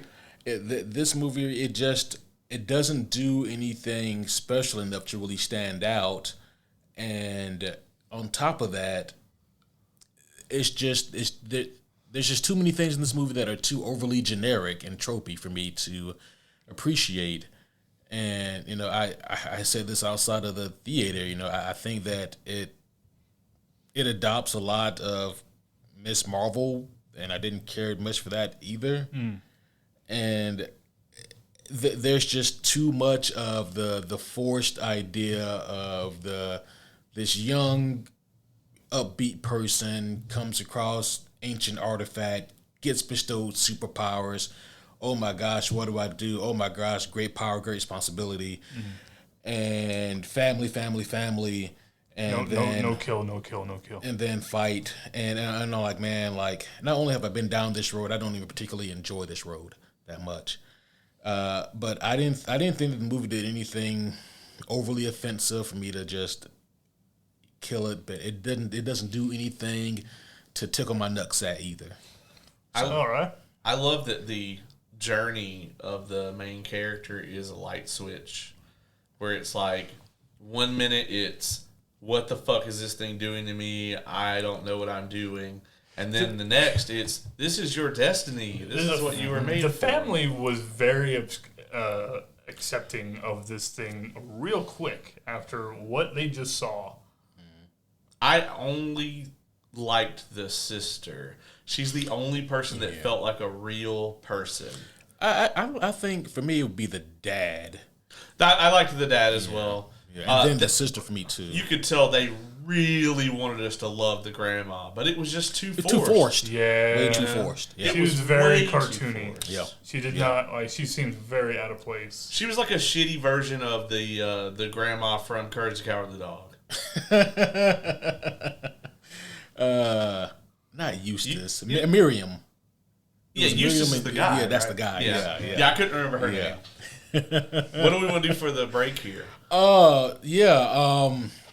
That's a good question. What's the next superhero movie coming out? Is it Craven or Marvels?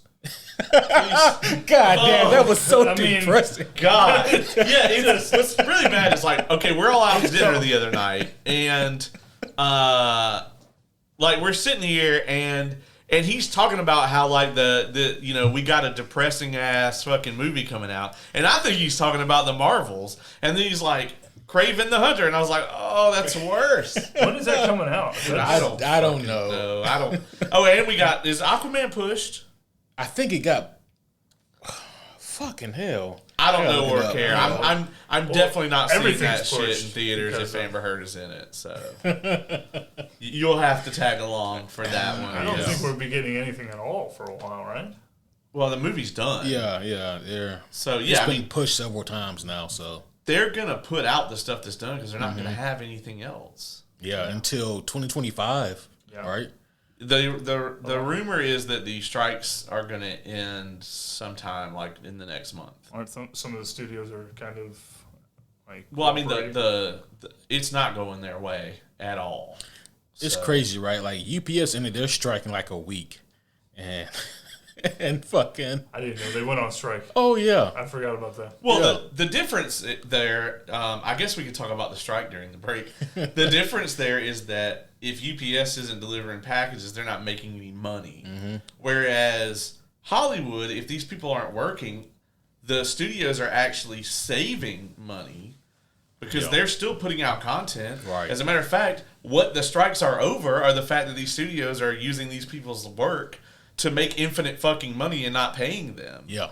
And as a matter of fact, Sean Astin actually put out a very good speech recently. Look that up on social media or YouTube or whatever if you want to see it. But it was very good because he was very concise in explaining what it is that they are striking about. And really it's like, you look at streaming and it's kind of like, to kind of paraphrase kind of what he said here, is it's kind of like them saying, well, we need your help to build this DVD business.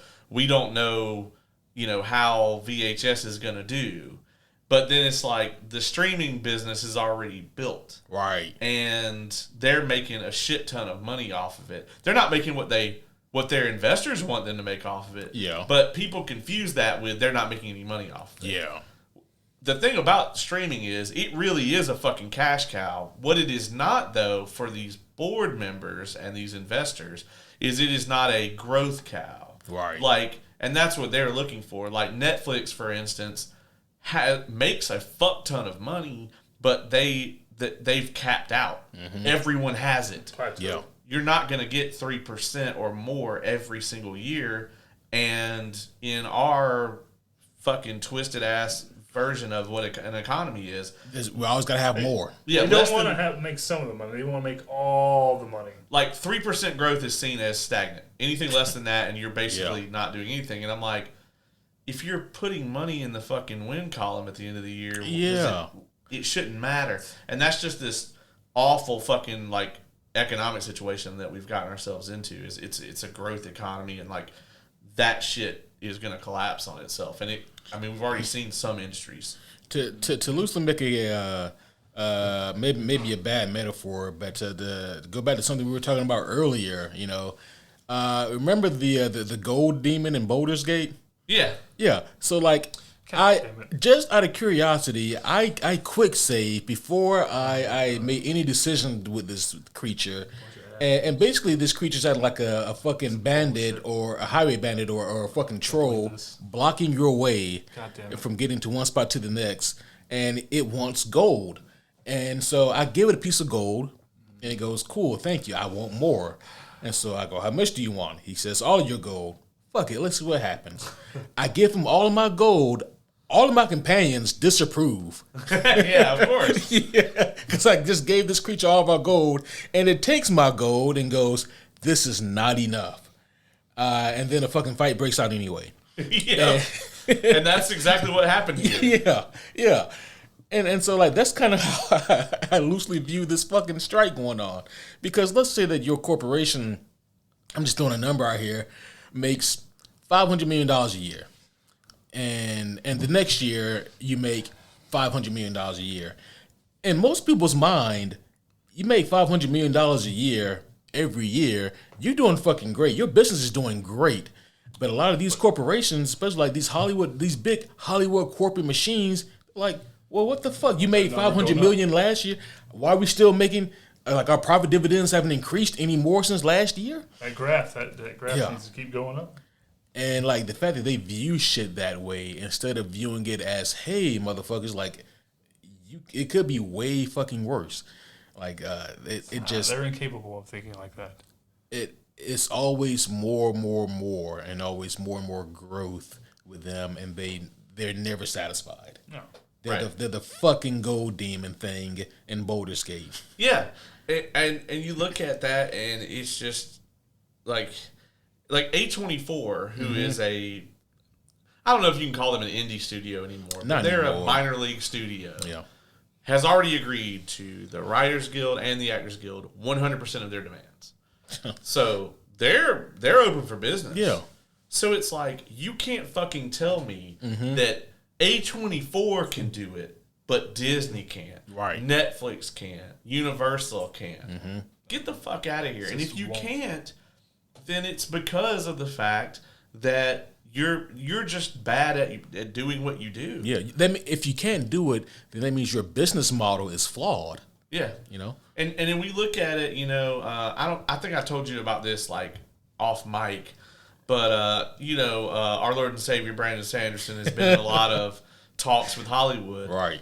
And kind of one of the things he said was like, yeah, I mean, you look at it as like, oh man, these writers' rooms, what the fuck are they doing? But 9 times out of 10, it's not the writers' rooms, it's the interference from the studios. So really, I mean, they're making their own beds here, and like all of this stuff with the writers and the actors isn't even considering the VFX artists, which are trying to form their own union, right? Because a lot of them have come out and said, look, we really love what we do, but like if this is going to be a profession at all, like we have to change things. And so many of these major studios don't have in-house VFX places Disney is like the worst out of all of them for that because they're contracting out all these places. They're putting these ridiculous demands on them. And I'm like, if you guys just... Disney makes enough content to where they could hire 100 VFX artists full-time and have them working on fucking all kinds of things. Easy. And they could still contract out if they, have like a project that like they can't fit into their slate or whatever. Right. But they don't want to do that because that's time and investment and overhead. Well, how do they handle it? They contract it. Yeah, they contract so they go to out. They go to in-house VFX. No, they go to whoever. Well, they have they own Pixar, but Pixar only works with their own shit. Yeah. So they go to whoever and they say, "Hey, we need all these visual effects done for the Marvels," and then they have a bid. So they say who can do it for the least amount of money. So all that shit is lowest bid. I just assume like Marvel Studios just had their own like this is the Marvel Studios visual effects team, and this is what the fuck they do. You saw Ant-Man 3, right? I didn't say that people don't go and leave and all that kind of thing, No, it's all outsourced, and they change shit at the last minute. Yeah, and they have been a big problem. Ridiculous deadlines, people working Directors. 14, 15-hour shifts. I feel bad for the video game part of like the writers and all. Well, because they're not included. They're not and they're doing the same damn job. Mm-hmm. Well, I guarantee you that the people at Larian are making a lot of money right now. Oh yeah, but they're still they're not falling under a union or anything like that to protect them. Well, the ones at Larian don't need one, but all the other ones do, for sure. As long as what's his name? Is it Sven or Sven? Sven, yeah. And honestly, the ones at Larian need a union too because one day Sven won't be in charge. He won't be in charge. And then the next person will be like, well, EA just offered us. Yeah. Yeah, they'll be like, well, we're going to sell to fucking Microsoft or whatever. And Phil Spencer won't be in charge. And, In all honesty, this is the first time I've heard of Larian up until, recently. Well, you're late. So you're very late. We knew. Well, that being said, I think that is we've moseyed enough. If you're still here, keep listening. We might save you from watching a shitty film. We've meandered enough. We've meandered enough. All right, yeah. So, Blue Beetle, man, how many characters out there are like a color and then animal? So we got Black Panther, we got Blue Beetle, which is kind of, I always thought it was kind of redundant because all Black Widow Panthers are. Black Widow, yeah. Black Widow. Let's see. I know that. Well, there is Red Robin. Oh, yeah. Red Robin. Yeah. Is that the Tim Drake? It's Tim Drake. Yeah, okay. Thought so. Yep. Yeah. I just feel like it's just... White Wolf. White Wolf, yeah. There's a couple of those. Yeah. There's also Geralt of Rivia. Oh, yeah, it's Geralt of Rivia. Yeah, He's there's the White that Wolf. White Wolf. Oh, Yeah. Now I'm just picturing Bucky Barnes, Sebastian Stan playing Geralt of Rivia. I mean, why not? Yeah. As long as it's not in like any of the animated shit. Yeah. Where he has to do voice acting. Yeah. Actually, He might be perfect. it might work, actually. Isn't he supposed to be kind of stoic and just Yeah. don't give a shit about being anywhere? Yeah. Stay in the camp series. I was gonna say Falcon. I was about to say Green Goblin, but it's like goblins aren't real. It's a creature in a color. That's too much bullshit. All right. There are a lot of fucking goblins. Yeah, they are. The red goblin. Yeah, I mean, there's a red goblin too. Goblins aren't real. Yeah. Well, Goblin with the symbiote. But there is a lot of that kind of naming convention. It's like it's like how like punk bands will be like a random item in a season. Or a question, or just a dark phase. Yeah. But yeah, so what do you guys want to start here with good old Blue Beetle? Okay, so the beginning of this movie, we get a fuck ton of exposition. I felt like it takes forever for anything remotely interesting to happen in this film. Like start off kind of slow. It was just like, I get that you're introducing the characters, but like we get the stupid mustache twirling villain. We see the scarab. We get this weird fucking Voltron of all the scarabs flying through space. I was like, are there going to be multiple scarabs in this movie? Thankfully, there weren't. Yeah. Then, like, we just get so much exposition with the family and all this other stuff happening. Also, like, why did they introduce the idea of the family losing the house? Because nothing ever comes of that. Right, because they get a new house, but the house burns down. Yeah. So, like, why? The conversation of I guess to show, like, they were how destitute. downtrodden they are. Yeah. Man, I don't know. There was a lot of things that were just really forced in this movie. And even for, like, as simple of a plot as this is, I didn't feel like the movie needed to be that forced to convey those messages. So, like I was talking about earlier, how Jaime gets the scarab. Here, take this, run. Yeah. It's a fucking chicken box. Yeah. It's a burger box. It's a hamburger box. No, but it says chicken on the box. Oh, really? So it's a burger from a chicken place. I thought it was from Big. I thought everything in the DC universe had to be from Big Belly Burger. Well, I'm pretty sure it says chicken on the box. It probably did. Is that a store in DC universe or a restaurant rather? Yeah, they mention it on the CW shows a lot. Which, by the way, this whole thing could have been a CW thing. The CG, I don't think the CG is a little too good, but like the fucking the hero gets saved from a bunch of shit rather than doing very much on his own for most of the movie. He gets powered up by a pep talk at the end. I'm just saying. I actually chose to watch this. I didn't choose to watch any of the CW shit. Well, there are CW shows that have seasons that are better than this movie for sure. There's not a lot. I mean, that's a season versus a movie. I would hope a whole season. Oh well, there's a whole bunch of them that aren't. Yeah, they tried too hard to make the family interesting, and again, like the most interesting one ended up being the one who was not written to be that interesting, like the dad.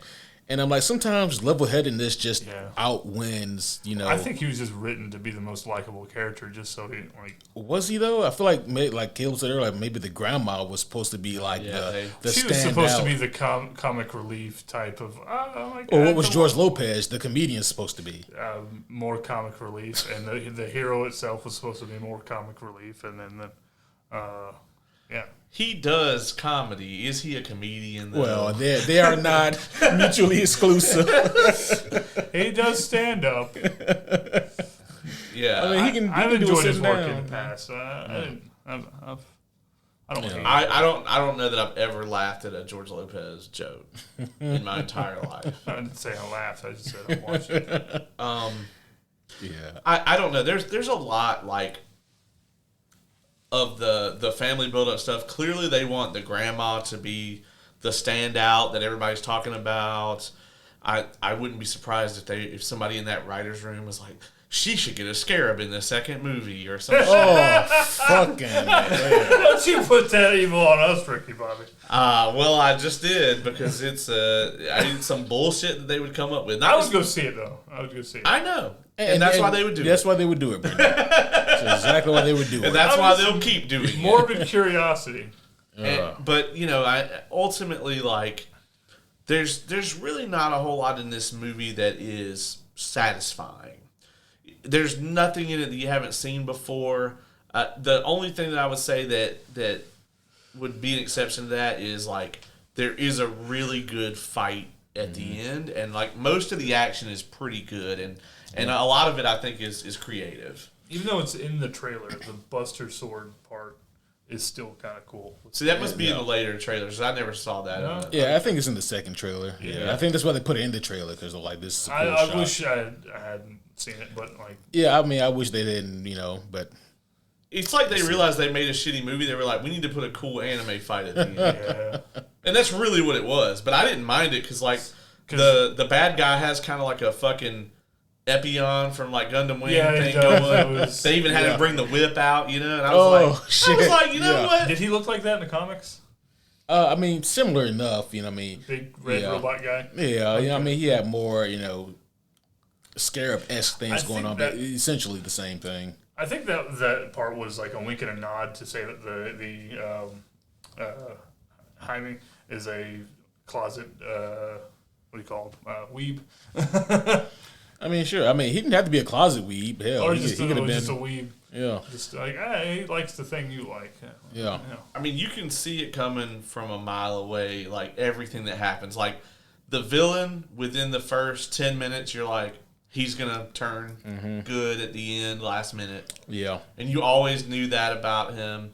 Honestly, the thing they tried to go for where Jaime's like telling the suit not to kill anyone, and then for some reason he just goes into a complete fucking rage at the end, and like I was like, is he going Super Saiyan Blue? Right.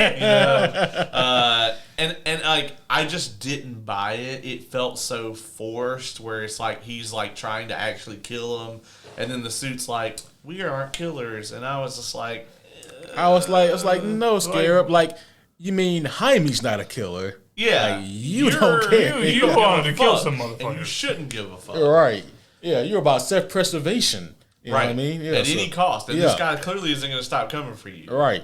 I did like. I will say I liked the little backstory that they gave him. I feel like it was at the wrong moment, at least for me. It was absolutely at the wrong time. Yeah. Yeah. I feel like that shit should have. Maybe they should have like slid that stuff in like over time. I would have maybe put that at the beginning and maybe have you think that the little kid is supposed to be Jaime, and then later on you get, oh no, that's this guy. Yeah. Yeah, maybe. That would have been kind of tropey as well. Or maybe you do something where they've got him hooked up to the machine, and like maybe that scientist guy is like watching the memories. They did kind of but like he doesn't remember them. Yeah. With the locket, like earlier in the movie. So I mean, there's like, oh, he does have some kind of attachment. Is that his wife and kid or whatever? Well, and then they also had the super stereotypical science dude. Oh yeah. Yeah, that was like for a split second I thought was Kevin Smith. If Kevin Smith had game back on, yeah. Well, lost. I mean, that's for a split second. Yeah. Like, I also like how they just like made the chick. What's her name? Which one? The villain or the villain? Oh shit. Something Cord. Amanda Cord, something like that. Oh fuck. Either way, Ted Cord's sister. Yeah, Ted Cord's sister. I like how they made her racist also. Not that she wouldn't be racist. It's just that it felt forced. Yeah, like and the blonde lady. Apparently she only hires racists as well. I guess. Yeah.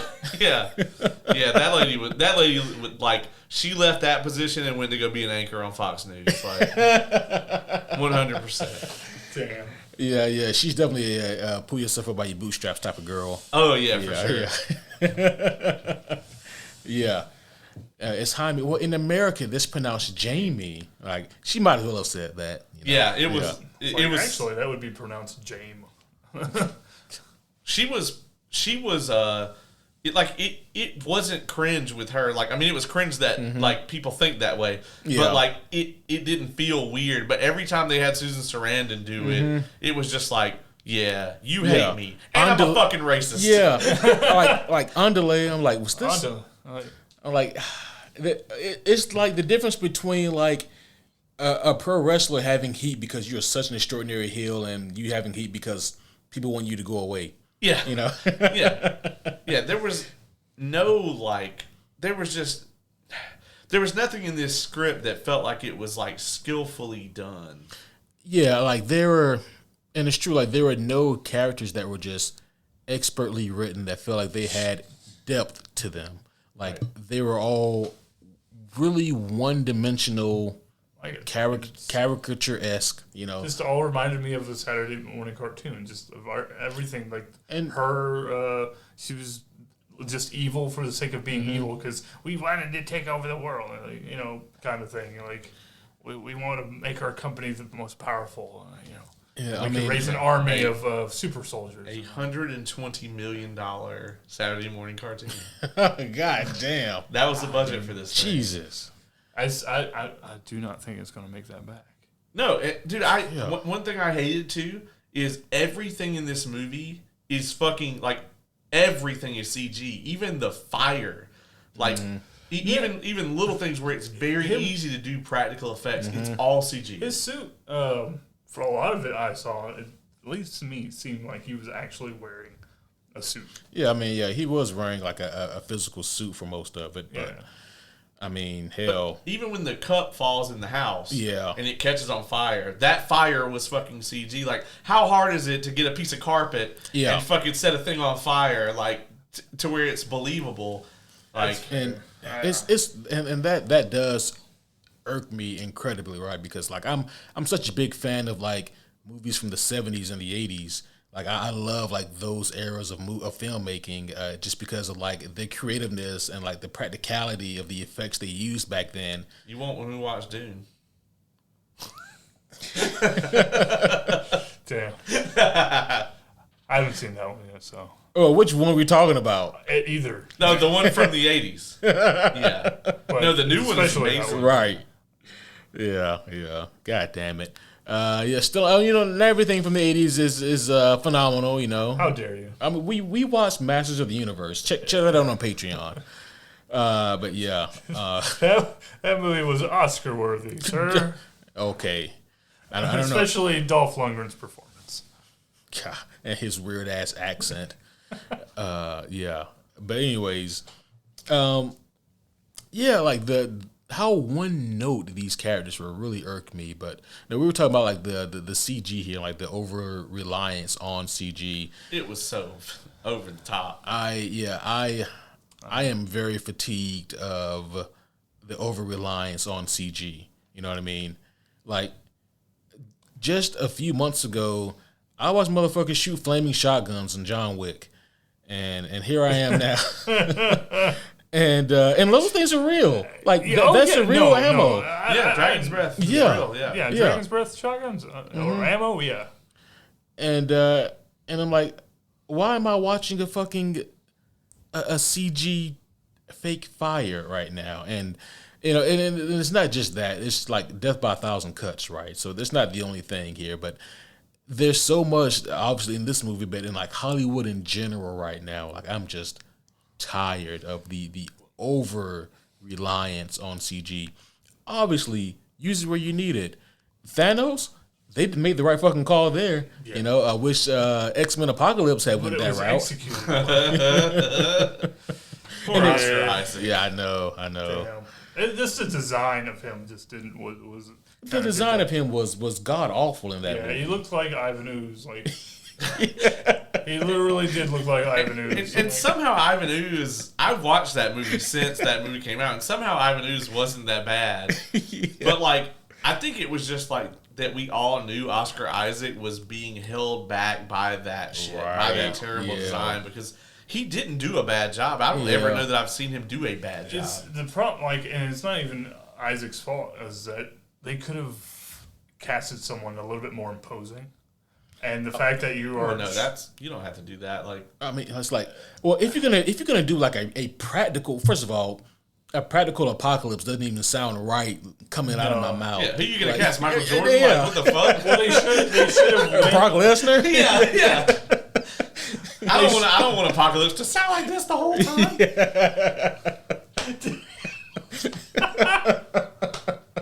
Damn. Yeah.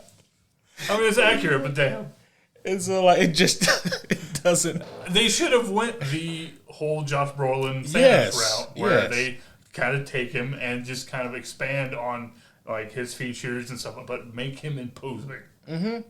Yeah, because guess what? You'll never believe this, but Josh Brolin isn't fucking 7 foot tall. No, fucking arms 32 inches big around. Well, they even make fun of him in Deadpool, so like for being short. So. Oh yeah, because I mean that's a lesser example of that. But I mean, hell, even Cable. They didn't even bother with that. I mean, well, because again, Rob Liefeld made Cable, and so Cable had to be 6'4", jacked, pouches and guns everywhere. It's the 90s, bro. What the fuck? No, it's not the 90s. It's Rob Liefeld in any era. And McFarlane. I mean, but Spawn is not that though. Yeah, you know what I mean.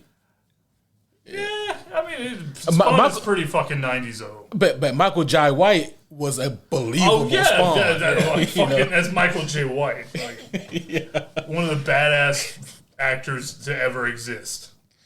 It didn't take us long to deviate from this goddamn movie. It really didn't. Yeah. That's what I'm here for. Jesus, man.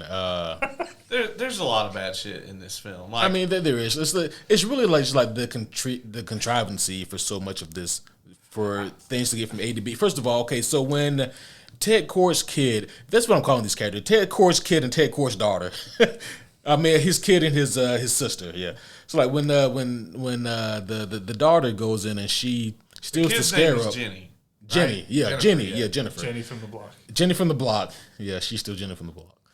But when she goes in and steals the scarab, I'm like, that was incredibly easy. Yes, it was. Yeah. Like, your security fucking sucks. They never even, like, showed, like, a security camera. No. You would think there would be a security camera on that bitch. Mm-hmm. Yeah, I mean, considering that she says in the beginning of the movie that she spent her whole life trying to get this fucking thing, you'd think there would be guards and all this shit. No, there's one fat scientist guy. Yeah, literally the fucking Jurassic Park server room had infinitely more security than this fucking thing.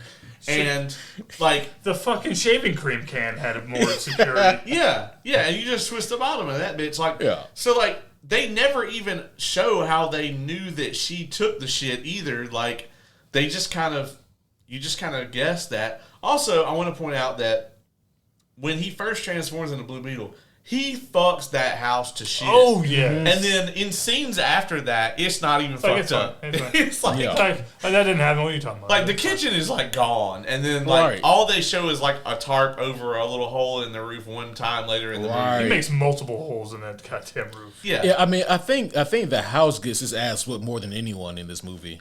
You know, and then finally put out of his misery. That one guard, and I give them credit for this, when they took the bug thing and that guy that the bug like stepped on, I was like, they're gonna pan away, and they didn't. I actually will give them a little credit for that shit. That was surprising. I was not expecting, because they were all about that no kill him. Like, his family doesn't give a fuck about killing nobody. Like no one cares about that except for Jaime apparently. Yeah, the scarab and his whole family don't give a fuck. I like how it just kind of flicked him off. Like, oh, I get it. He's a bug. It's getting flicked off. I forgot to mention that, but like, you know, it was very cool to see, you know, like the bug ship in the movie, just because that's Ted Kord's ship. Yeah, okay. It was a extremely faithful design to the ship he has in the comics. Like it. Yeah. I should have thought I got a Thanos copter. Goddamn it. Same thing with his suits that he had up. I saw that. Yeah. Some of the humor, like, I was just like, who is the target audience for this movie? Because, like, there would be a joke that's, like, really adult, but then there would be a scene like the bug fart scene. Yeah. Where I'm like, is this for a 6-year-old? It's got to be for, like... I chuckled at the bug. It's got to be for, like, musty 14-year-olds. You know what I mean? I mean, I have a... Because, like, there's boner jokes, and then there's fart jokes, and I'm like, only like when I first started to fucking... when I was 10, when I rented like the old South Park tapes from like Blockbuster. Yeah. That's about the time frame where like that stuff was funny. Yeah. That's perpetually funny for me, so... Yeah, we know. This explains a lot. Actually. Yeah. Because, like, none of that shit, like, when the bug fart thing happens, if I'd have rolled my eyes any further, they would have came all the way back around. Like, it was so dumb. And, like, not a peep in the theater. Yeah. Everybody's just sitting there like, why am I watching this? I found it funny that they did it, that they would, like, actually think, like, not think to do it, but go ahead and do it. Like, oh, you know... I don't know. It's hard to explain. I don't think it is. I think I don't know why. Okay, so did they explain why Ted Kord just left? No. Did he get sucked into the computer or some shit? Like, that's what it seemed like. Okay, well, there is a post-credit scene that talks about, or he gets Tron. It just says that he's alive. Whoever made this movie really loved Tron. Like it seemed like all the costumes seemed. There's a very lot of Tron-like. Tron shit. The city was very Tron-y. Oh yeah. Although for some reason the guards at Cord Industries are dressed like the space age people from the Too Many Cooks video. That's oddly specific. Well, go and watch that shit. Fucking And they're fool. dressed exactly like that. I know what you're talking about. It's The so fucking- specific because it's so specific. I mean, you're not wrong. Oh, god damn. Somebody listening to this right now understands exactly what I'm talking about, and then somebody is like, "What the What the fuck?" fuck is going on? And unfortunately, there's probably multiple people who are like, well, what is too many cooks? And now, And now- they're fucked. Well, Don't ruin it. Go watch Too Many Cooks. so anybody that partakes in any psychedelic or any mind altering substance or any kind, watch it while high because it is a completely different experience. It is the best thing on the internet to watch while you're high as balls. Because you're gonna think that you were sitting there for an hour and a half. Oh, yeah. Watching a feature length movie. I'm pretty that you sure don't there is like understand. an hour and a half, 10-hour version. No, the regular 11-minute video. If you watch it high, it's a different thing. It I just tried that is. sometime. Yeah, I watched it sober, and I was like, what in the fuck is going on? It's like, am I having a fever dream right now? What? Oh, god damn. Oh, You're welcome. is there something wrong with the video? Is Yeah. it repeating? But yeah, I agree. The humor was kind of all over the place. It's like they did what they thought would be funny in any situation, despite whatever demographic they were targeting. And so yeah, it was. I think they were targeting everybody, and that was kind of the problem. Is just Yeah. too broad of a spectrum. Yeah. And just Also, didn't have nobody. This isn't a negative or a positive, just the thing I noticed, but they aged Jaime up a little bit.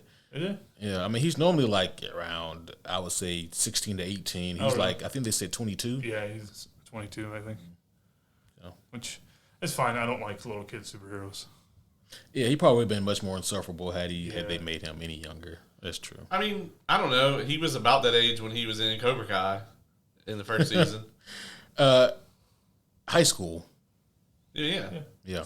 I mean, he's like, oh, I thought you 15, meant like, yeah. They're in high school in Cobra Kai. Yeah, I know. I thought you were saying that he was like 22. I was like, no, he was like he was in high school. No. Yeah, I'm saying like. Yeah. I think if they cast the same actor, I think he would have still done well. Yeah, as that age, yeah. Yeah. He can would pass have. for it. Yeah, he can. Like he's weird fucking reference.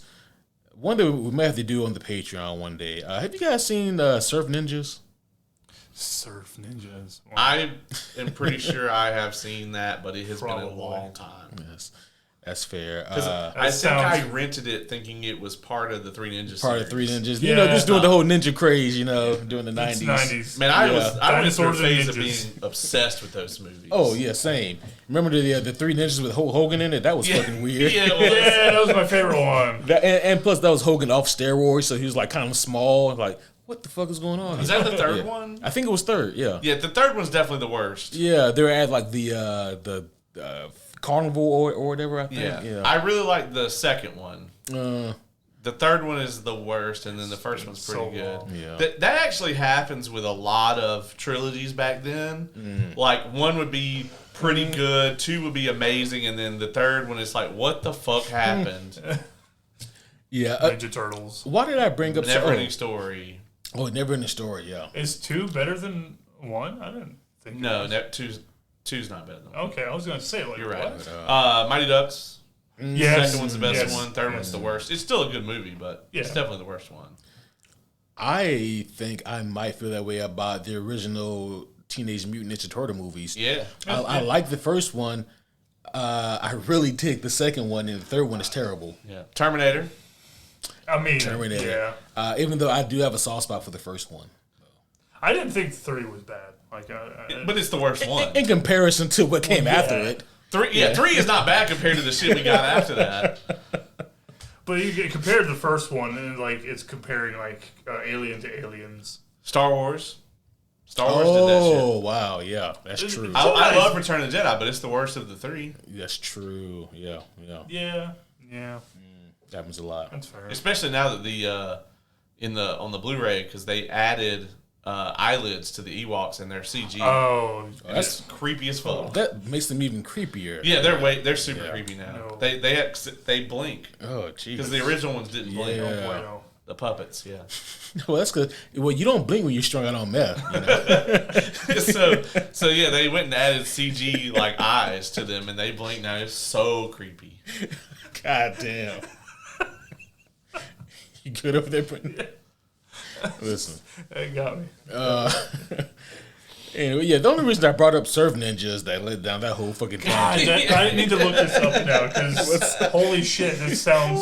It was just because it's got Tone Loc and Rob Schneider in it as like the side characters, but like the lead guy in that, he was convincingly like a 16-year-old until he took his shirt off, and you were like, no 16-year-old is that fucking diced. You're like, this guy is clearly a full-grown adult. Right. Yeah. Yeah, I did think this was part of the fucking Three Ninjas shit. Mm-hmm. Oh yeah. Also, always got Leslie. Do yourself a favor and look at Guyver. Okay. Yeah, I meant to do that earlier. Yeah, because this was not MacGyver, but Guyver. Yeah, I have it pulled up here. So here's a picture of Guyver. Okay. Looks a lot like looks like Ultraman and Blue Beetle had a baby. There's the original versus the Oh, gee. It's almost they did it to the baby. I didn't forget they did it to the baby. They did it to all of them. It's almost a Sonic, the original Sonic design. For a second there, I thought you pulled up Holiday Special Wookiees. Yeah, there's a clear picture of old Guyver. He does look kind of cool though. He looks better than fucking Blue Beetle. Yeah, this was Mark Hamill. You know, that was Mark Hamill. Yeah, he was Guyver. That? It was in the 90s. Okay, well, yeah. I like how every time he transforms, the Beetle burns all his clothes off. Yeah, I was like, damn man, it's just gonna get very expensive. Right. I believe so. At least I know what happens the first time he does it. That first initial transformation was pretty gnarly. It looked gruesome. And also, seeing the scarab on his back also looked gruesome. Yeah, that was like... I did like that. Like, the first transformation was cool, but, like, I felt like his reactions to it were not good. Like, it just didn't feel like that was happening to him. Like, the script didn't match what was happening on screen. I mean, the family... after they had their first initial freak out, were like, oh, okay, well, I guess this is happening. Yeah, like I liked kind of their initial response because mine would have been the same, which was, well, this is clearly demonic possession. Oh, it looked demonic. It looked like a straight up horror movie. I mean, he's fucking crawling on the walls, but he's unconscious. He's got, like, they were even slimy. Like, they were coming, like, horror movie ass damn legs coming out of his back and shit. And he just goes into... It was very horror movie-esque. And they didn't have any rest And of it that. totally had to crawl up his ass, right? Yes. Fucking George Lopez. Terrible. I feel like every scene with the family, it was like you would get like their reactions to what was happening, and then they would pan to George Lopez, and it's like joke. I was too distracted by that. Never landed. The thing on it, the squirrel on his face. Did that's got to be one of the worst, like, I don't know what possessed them to do that ever. Like, what? Why? Why would you like? His face did not match, like, at all with what they were trying to go with. Also, it's like super contrived that he just has a device that like can disrupt a security system. Well, I mean, there were so many moments like that in this movie, though. Like we said, like, and we also don't even know how Susan Sarandon got the scarab in the first place. They just did some digging. Well, didn't she get it from the what's his name? Don't we see them when they first find, like, yes, we finally found it. Yeah, in the beginning, like, it looks like they're cutting it out of that big-ass rock, but then she says, somebody gave it to my dad when I was a kid, so did she dig it up and give it to, like, she seemed too obsessed with it, and then, like, I don't know, like, why didn't they start the research on it? Like, in the movie, in, like, present day, they kind of act like they just got a hold of it. The whole thing is odd. How is it tied to Ted Kord then? If they found it with in this movie, I don't fucking know. I don't even know what Ted Kord is. Yeah, they don't know either. Yeah. Clearly. Yeah. It's all over. I have questions. Yeah, and then it's like, it gets weird too, right? Because they do mention Dan Garrett, who maybe that's who they were referring to. Him being the original Blue Beetle. And I think they mentioned like his connection to the Scarab and how after he died, Ted Kord got it but couldn't do anything with it, so he made his own shit. And like it's weird, right? Because like that stuff is more or less comic accurate, but I'm like, that doesn't really fit what's going on in this movie, you know? Yeah, it doesn't really explain a whole. Leaves a lot more questions than answers. Yeah, I guess Ted Kord disappeared. His disappearance is like equally as baffling as who killed Flash's mom. You know? Yeah, it's just like this is a big ass part of the plot that no one seems to want to talk about. Right? They just says it happens and that's it. You just have to accept it. Don't fucking ask questions. Don't. He disappeared. No, he didn't die. He disappeared. What do you mean disappeared? Where the fuck did he go? Did he leave on his own? Did he get kidnapped? We should probably look into it. Maybe. Mm-hmm. No, don't worry about it. Fuck it. Nope. Yeah. Doesn't matter. We got all his shit, so it doesn't matter. Also, like, I think it's interesting that, like, he transformed into Blue Beetle, caused a fuck ton of destruction around town. At the same time that's going on, his mom called 911 and described him transforming into the thing that fucked up everything. And yet no one took any notice of this at all. Yeah. Are you talking about law enforcement or just like... Yeah. Well, no, they probably thought it was a prank. Yeah, but all that shit's recorded. Mm-hmm. And so, like, yeah, they probably did think it was a prank at first until it was on the fucking news that someone exactly like that, had, like, destroyed downtown. Yeah. It couldn't have been the same thing. Well, okay. Well, how about, like, the fact that they were trying to kill Jenny? They were straight up going to murder her ass. Yeah, I mean, like, shooting bullets at where her head would have been had she not moved. Yeah, like, blat, motherfucker. They went into that real quick. I thought that was very... jolting. Like, but then by the end of the movie, Susan Sarandon is like, "You're gonna choose them over your family?" I'm like, "You were just trying to fucking kill me." They went from not knowing that she did it to trying to murder her. Yeah, they went straight to Pound Town on the fuck truck, like beat motherfucker. Yeah, going in raw. Yeah, that shit escalated so quickly. Right, it did. I was just very like, what, why? How do they know? Because it went from her directing traffic and seeming like they had no idea it was her. Also, she didn't make it very far. Like, because it was daylight. Were they next to the building where it happened? She was like slinking behind the cars. Yeah. It was so weird. I thought that maybe she was like down the street maybe or some shit. They were still chasing her. Either way, it was daylight when they first started looking for her. Yeah, and it was nighttime. It seems like she was in the building of the movie was cut the fuck out and just missing. Yeah, she was in the building when they said we're gonna lock the building down. Mm-hmm. Well, like they did a terrible job because then he just walked out with the fucking chicken box or whatever. After that, and also, how didn't any cameras catch any of that? They actually showed a camera that would have seen the two of them with the exchange. But then they never talk about that. I guess like they just expect you to leap from that to like they know that she did it.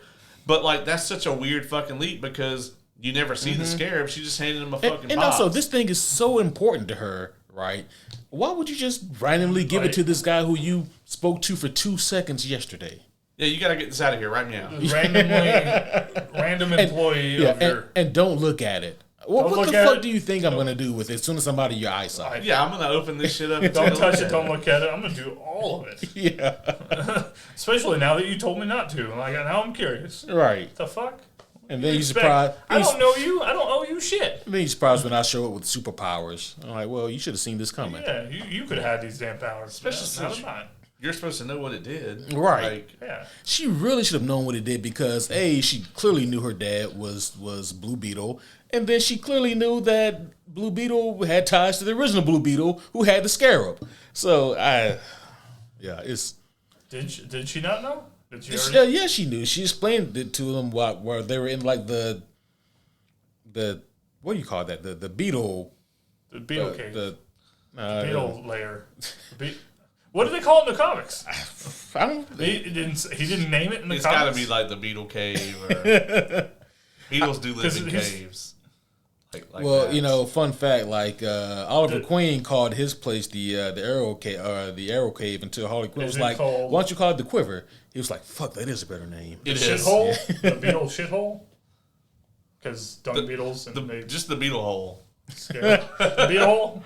The blue holes. What about the big bad Beetleborgs?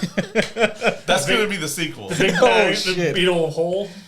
Oh yeah, fucking Beetleborgs, man. I love that show. You did really? I loved it as a child. You can watch the intro on YouTube now and see if you still think it would be of interest to you. And if you do, I would happily put it on the Plex for you, so I can not watch it. Jesus. Jay Leno Ghost. I forgot about that atrocity. Anyways, man, yeah, I wish there was something more interesting I could add to Blue Beetle, but unfortunately, I think I'm out of stuff. I got one more thing. Yeah. Suits is streaming on Netflix now. You can go watch all of that rather than go and see this movie. Suits? Yeah. It's like the number one streaming show on the planet right now. Yeah, it is. Like, I admittedly did not see that coming. Fucking neither did I. And I've been watching that show since the first season came out, and it's just mind blowing that like it ended in 2019. 5 years later, they put it on streaming, and like it does 3 billion minutes on Netflix, like nothing. Crazy. Yeah, Yeah, insane. I don't. So yeah, go watch that instead of this. It has good writers, at least for the first 6 or 7 seasons. Meghan Markle, I know she's in it. Yeah. What's the guy from The Wire? There's a lot of guys in The Wire. No, but like the bigger like black guy, the main guy from The Wire. Shit. It probably also if I watched The Wire. Oh right, you haven't Yeah, seen The yeah. Wire. Fucking Christ, man.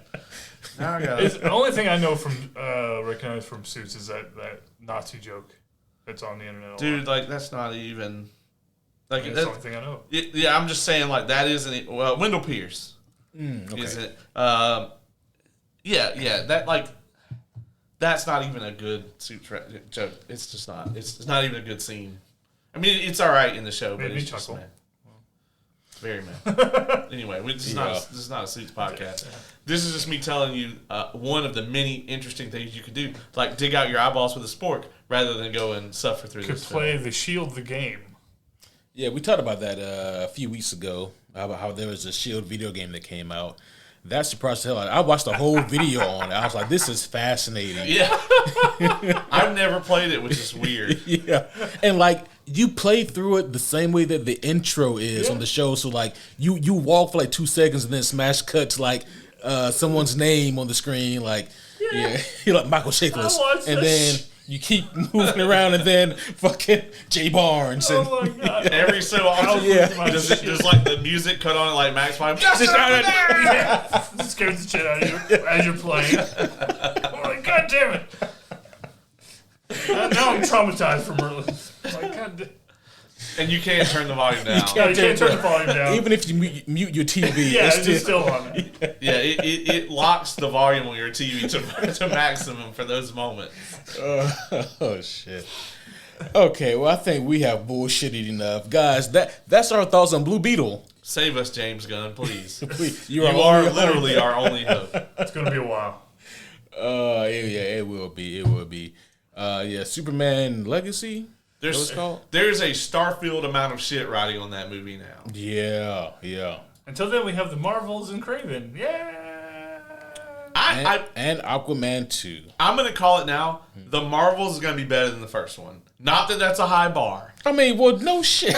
Yeah, of course. Because the first one has one supremely unlikable protagonist. Yes. The second one has 2 likable protagonists and a completely unlikable protagonist. Well, one likable, one kind of, and one really unlikable.